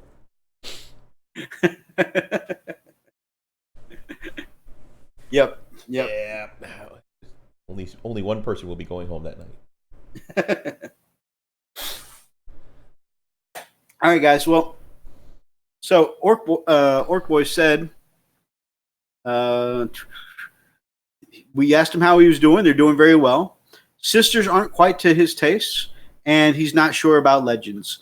Legends just basically says all the stuff that was in the index that you can't use anymore because they're not in the codexes. Right. They're going to give them some final rules, And some that's final point values, and that's it. No more updates forever, but you will be able to use Legends forever. Right. They said no matter what they do, whatever edition they change to, they will never get rid of the entries in Legends. So not necessarily obsolete, but not necessarily will be... Right, but it won't be competitive. They are not recommending Legends units for tournaments. They're not going to be updating their rules and points values every year like everything else. Right. But, I mean, it's kind of cool because we can bring back some of the old favorites, like a Chaplain on bike, a Tech Marine on bike, a War Boss in Mega Knob armor, So it's kind of cool that you can still use those things that you had before, but the fact that they're not getting updates. Now, one of the things I'm really curious to see when they do these final rules is whether or not they're going to include some of the important keywords in these new rules. Because like currently, like let's take my White Scars, for instance, that I'm building. Okay, White Scars are an all biker unit, and so you would think that you'd want some of the hardcore veterans on bikes, guys with them, so that way you could have some bikes with storm shields, bikes with power weapons and stuff like that, bikes with thunder hammers, right? Because they're a heavy bike army, right? But you can currently only take those out of the index. Now, here's a problem that a lot of people are running into. Okay, the Doctrines rule says that every unit in your army, it doesn't say your detachment, in your army must have this rule, or else none of your army get the benefit. So if you take bikers, awesome. If you add in one index unit that does not have the new doctrines rule, your whole army loses that AP bonus. So that right now is why people are like treating index units like the plague, because it cancels out your bonuses for the new doctrines. Now, they might come back, and people were thinking in an FAQ, give those index units, the keyword rules that give them the Angels of Death stuff, so that way they can get their doctrines on. I'm hoping that when they do Legends, they'll do that. They'll give them all the same stuff, the Angels of Death and all that stuff, the doctrines, because I think those are great units. The fact that I can't take a librarian on a bike is a shame, and if I do add it, my whole army gets penalized. It seems, I don't know. So that, I think, to me, that's going to be more affect whether or not I take these Legends units than the competitive side, the fact that you can't take them in tournaments. I definitely agree. Iron Priest on Thunderwolf Cavalry is a shame, especially since I have one custom built and painted for me by the legendary Edict Beer 40K. And he actually, to me, has the best Space Wolves unit on the entire internet, because every one of them is customized. They're 13th company, and his story for them is that while they've been fighting through the warp over the last 10,000 years, they've been stripping away old armor pieces and picking up pieces they find on the battlefield.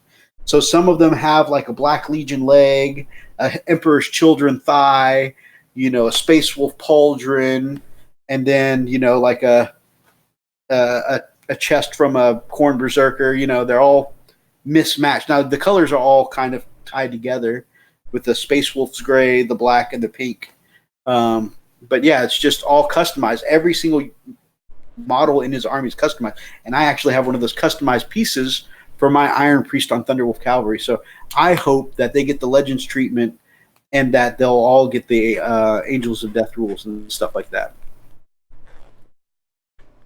They need to make Primaris bikes. Actually, so that's, we've definitely all agreed on that for a while. The fact, though, to me, it's like they basically handed us an announcement and said, hey, I wouldn't hold your breath, brah. We're not going to do Primaris bikes, at least not for a long time.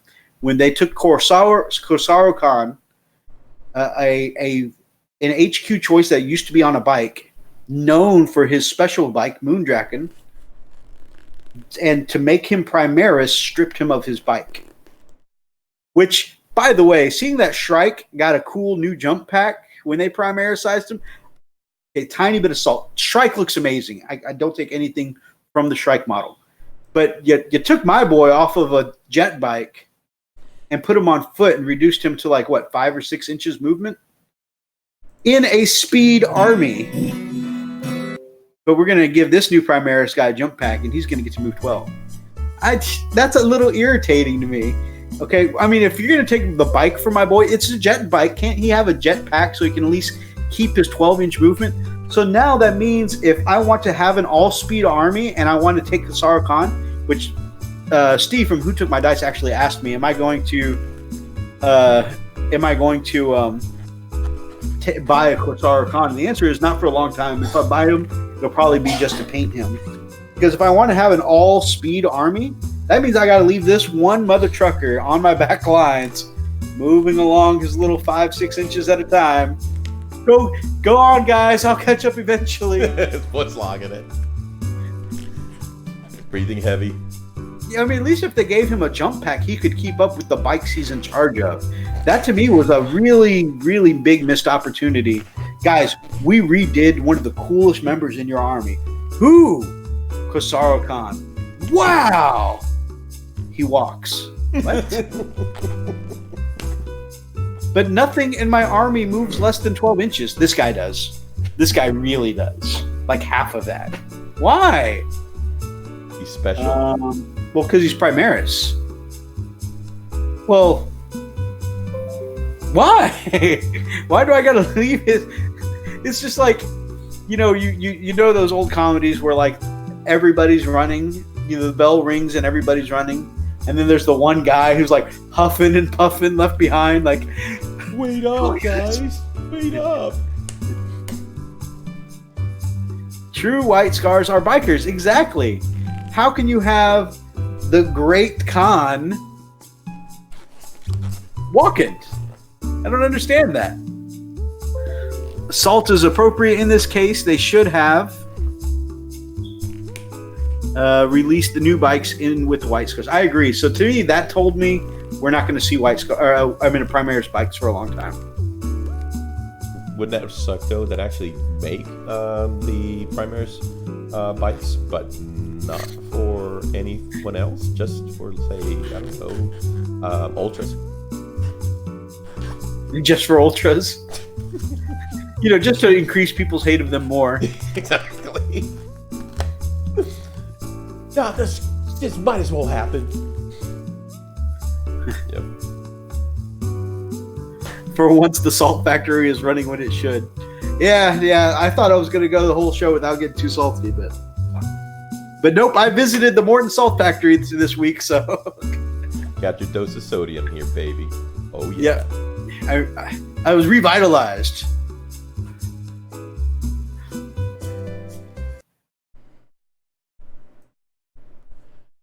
I'm tempted to kit bash a bike using the hover things in the repulsors in place of the wheels. Oh, that's cool. I want my con in the new White Scars book. There's actually a relic that gives you a jet bike without calling it a jet bike, so it doesn't get the fly keyword. What it does, though, if you give this bike a relic called Wrath of Heaven, it now moves 16 inches and moves over terrain and other units as if they're not there. So, which I wonder if they move over other units like they're not there. I wonder if you could still charge through other units like they're not there. Not have to deal with people's screens. Oh, that's an Mithras, interesting thought. before I forget, I wanna do a quick shout out because I want to make sure that we pass along the love to the TMP. I think he's going to be doing his videos on Wednesdays. Is it? I think it's Wednesdays, right? Wasn't it Tuesday this week? Tuesday? Might have been Wednesday. We can take a quick look. Yeah, let's take a look quick. Yeah, because we want to kind of start kind of pushing traffic that way for Tuesdays. If you guys want to check out a really good stream, really good guy, Brother Rob at the TMP has an amazing channel. He is back, by the way. If you've had an opportunity to go check him out, he is back with a vengeance. Hopefully he's got all his computer issues taken care of, but he's doing some pretty cool stuff. The 27th was that was Tuesday. So it is Tuesday. So I think, if I'm not mistaken, he's going to do originally he was going to do every other Tuesday, but I think he's going to do every week now. He's going to do every Tuesday. So kind of be on the lookout for him when he comes out there. And I think he's still experimenting, so we don't know if that's set in stone yet. Right. So we just know that that's kind of something that he did. It was good to see him back on YouTube. So again, be on a lookout for him. Go ring the bell so you can get the notifications, so you know when he comes out, and go give him some support if you can. Just tell him that the Frost and Fist. Our man Elstonation is on. Good morning, Elstonation. Oh wow! See this guy. See, I bet you just waking up from his bed to Inquisitor Day says, "Do you really want to send us to his stream? Like us?" Yeah, you know what? Yeah, He'll put up in his chat too. Yeah, he's got the super nice guy thing going on, but he likes to cut up like the rest of us. Yeah.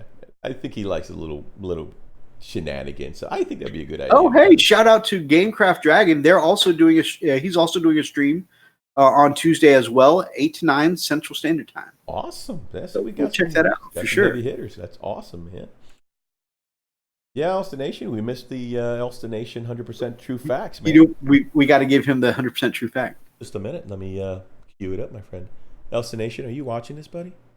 This is, like I said, these are 100. This is a representation of 100% true facts that were backed by our scientists from our research that Mithras and I have conducted, and we can conclusively say that these are indeed true. Elstonation about to get some decals on his Night Lords. Here we go. 100% true Elstinations fun fact number. Why do I keep screwing that up? It's supposed to be 16.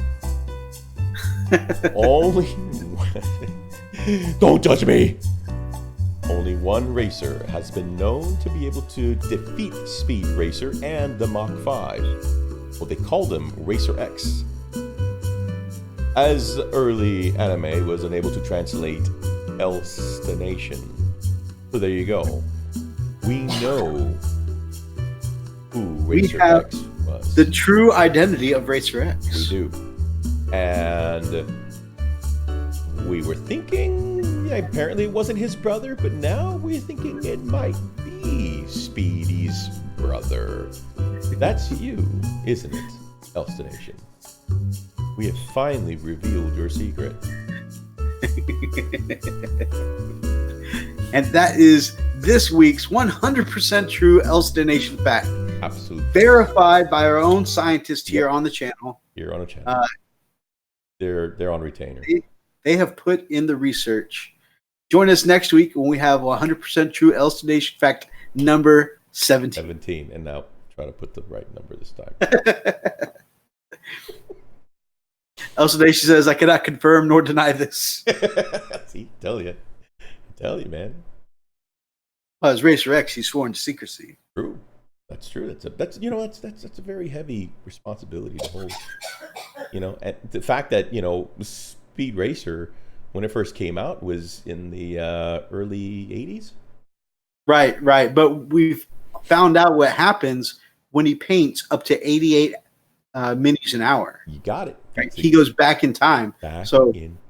That's how the whole Speed Racer thing happens. The whole Huey Lewis thing. Bam. Elstination says also beard hair is getting trimmed this weekend, Zane, so I can get some sent over. Wow. Now see, this is what the channel is all about. This community, where you get a piece of Elstination. Wait. That came out. Oh, okay. So Gamecraft Dragon says he saw your Rhino tutorial. Is that the Space Wolves Rhino tutorial? Because that one was a huge inspiration for me too. That actually was my inspiration. I have a razor back around here. Oh, so I've taken the way I shaded my Rhino and my Razorback / Whirlwind here was all done like watching his tutorial over and over again before giving it a try and learning to do some of that in the middle highlight and highlighting from the bottom up. That was all stuff I learned on that same tutorial. So, Cool. Space Wolf Rhino tutorial is a very cool tutorial.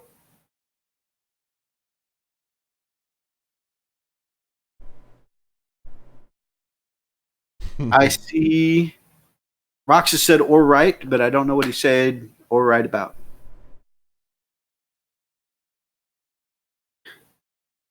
Mom, get the camera.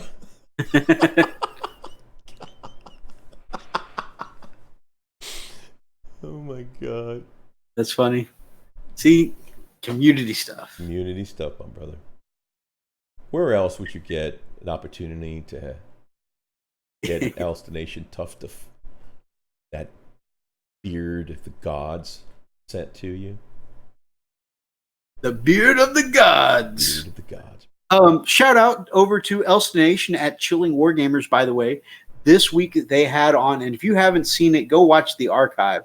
Their live chat this week was Mini Wargamer Dave. Okay?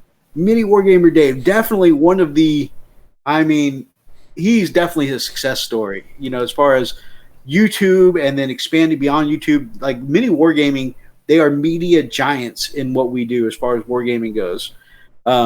So, the fact that they had such a huge, don't get me wrong, Chilling Wargamers, they're legends by themselves. But a media giant like Mini Wargamer Dave, that's huge. That's huge. They've got the massive Canadian studio. They actually have a multi-part studio, so. Saturday morning wake-ups are epic now. Yes! That's so awesome.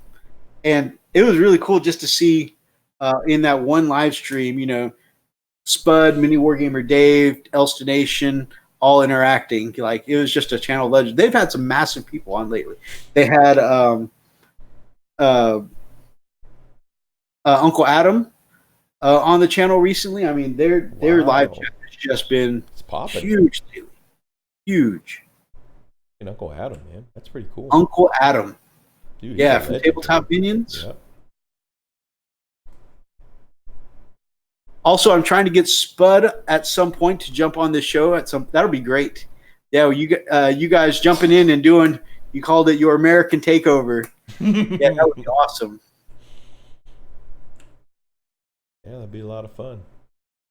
Oh my God, could you imagine having these fellas on this channel, and then having the Inquisitor and Archer and Brian, and the chat would be going crazy. Oh my God, I don't think we get anything done. I think we'd break. It's too early for Spud. Yep. I think YouTube would definitely do. Break. Yeah, I definitely I tried for about 2 weeks doing the 5 a.m. Methodology that Elstonation paints by, and I did it okay the first week, a little shaky the second week. Third week, I just like Morning Mythos makes different decisions than Awake Mythos. So Morning Mythos looks at the alarm and is like, I could probably set that back another, and like I'm doing bad math in my head whenever this happens. I look at the phone. I'm like, if I sleep in for 30 minutes, that still gives me a couple of minutes to do some painting, and then I can get in the shower. And then I stop forgetting. I start forgetting things when I'm making these decisions. Like, yeah, if I wake up at 8 o'clock, I can be out the door by 8:30. Man, I still haven't factored in time I need to iron my clothes or shave or stuff like that. So we went from 5 a.m. to now I'm running late. So Elstonation says it does take some training to get used to it. And definitely, I need that. You know what? You need a training montage. That usually gets you. The getting awake to put on some music and stuff like that is the part that gets me. Answering the alarm clock and not setting it back. That's the part that I need to practice some willpower on.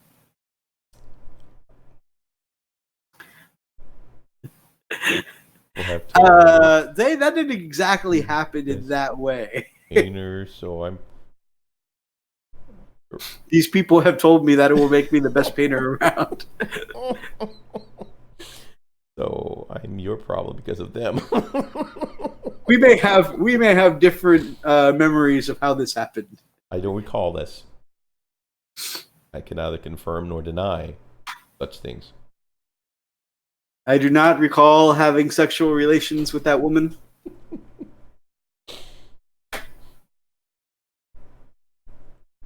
Anyway, moving along. All right, moving along. It actually is midnight here. Yeah, and I do wish to stay married, so I'm going to go tend to my sick wife and try not to get, her mad at me.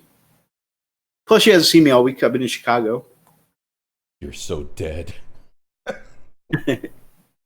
So, anyways, we really enjoyed having all of you on.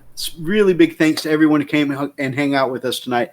Gamecraft Dragon, really appreciate it. This is the first time I've seen you thanks on. for stop by, man. He's going to be opening up sometime soon Nick's box from the mystery box giveaway at 15,000 subs. So definitely go sub over to him. Keep an eye out for him opening Nick's mystery box.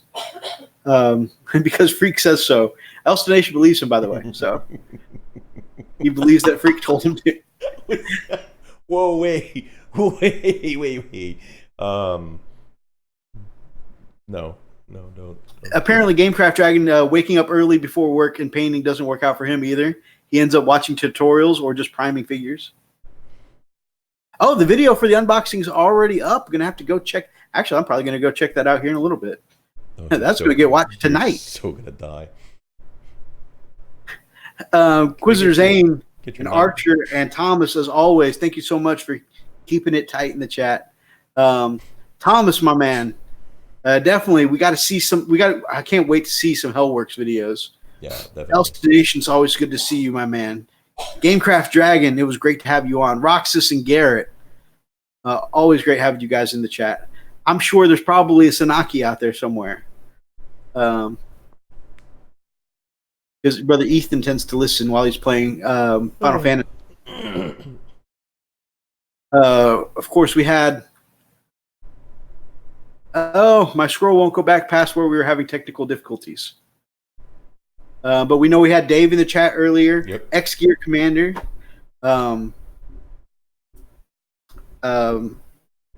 Special thanks to Clayton for sending us that awesome Phobos Priest during the show. So definitely check out Tuesday live streams from both Brother Rob over the TMP and the Gamecraft Dragon. Check out Chilling Wargamers on Thursdays. And usually that's around 2 in the afternoon here at U.S. time. U.S. Central time. And Gamecraft Dragon will be back after Friday night Kill Team games. Awesome, man. And you got to let us know how you do. Oh, and thanks to Jedi Jim, who I hadn't seen in a while. So that was cool. Yeah. And Brother Brian. Yeah, he's been kind of creeping back in. Yeah. Man, when you come to these, my man, feel free to share with us what kind of game you had during Kill Team. Let us know how your gaming night went. Because actually, we started this live stream. Used to be after our game nights, and so we would talk about, hey, we had a game earlier, and it kind of just grew and spiraled out of control. But definitely, you could feel free to share how things went with you. Peak says drugs and paint are good for you, and always eat stranger's beard hair to get special powers. Freak, I don't know what kind of advice you're giving out here, but the advice Freak is giving is not official Frost advice. No, this channel does not. Yeah, I don't think this channel endorses this kind of behavior. I don't know where this is coming from. All right, guys. If you enjoyed tonight's craziness, then make sure you grab up an axe and smash that like button. Smash it. In the name of the Emperor. Feel free to drop us some comments down below if you're in the archives. And feel free to be part of any of these crazy conversations that we've had. And, of course, check out our Patreon, if it interests you, because we got a little bit of bonus content there that we're steadily adding to. We got a few tutorials up there. We've got some behind-the-scenes stuff going on, so just feel free to check it out if it interests you. And, of course, if you guys are not yet subscribed to this channel or any of the amazing channels we've been reading comments from, that giving them shout-outs, make sure that you are part of the pack here on the Frost and Fists. Till next time, guys. Stay frosty.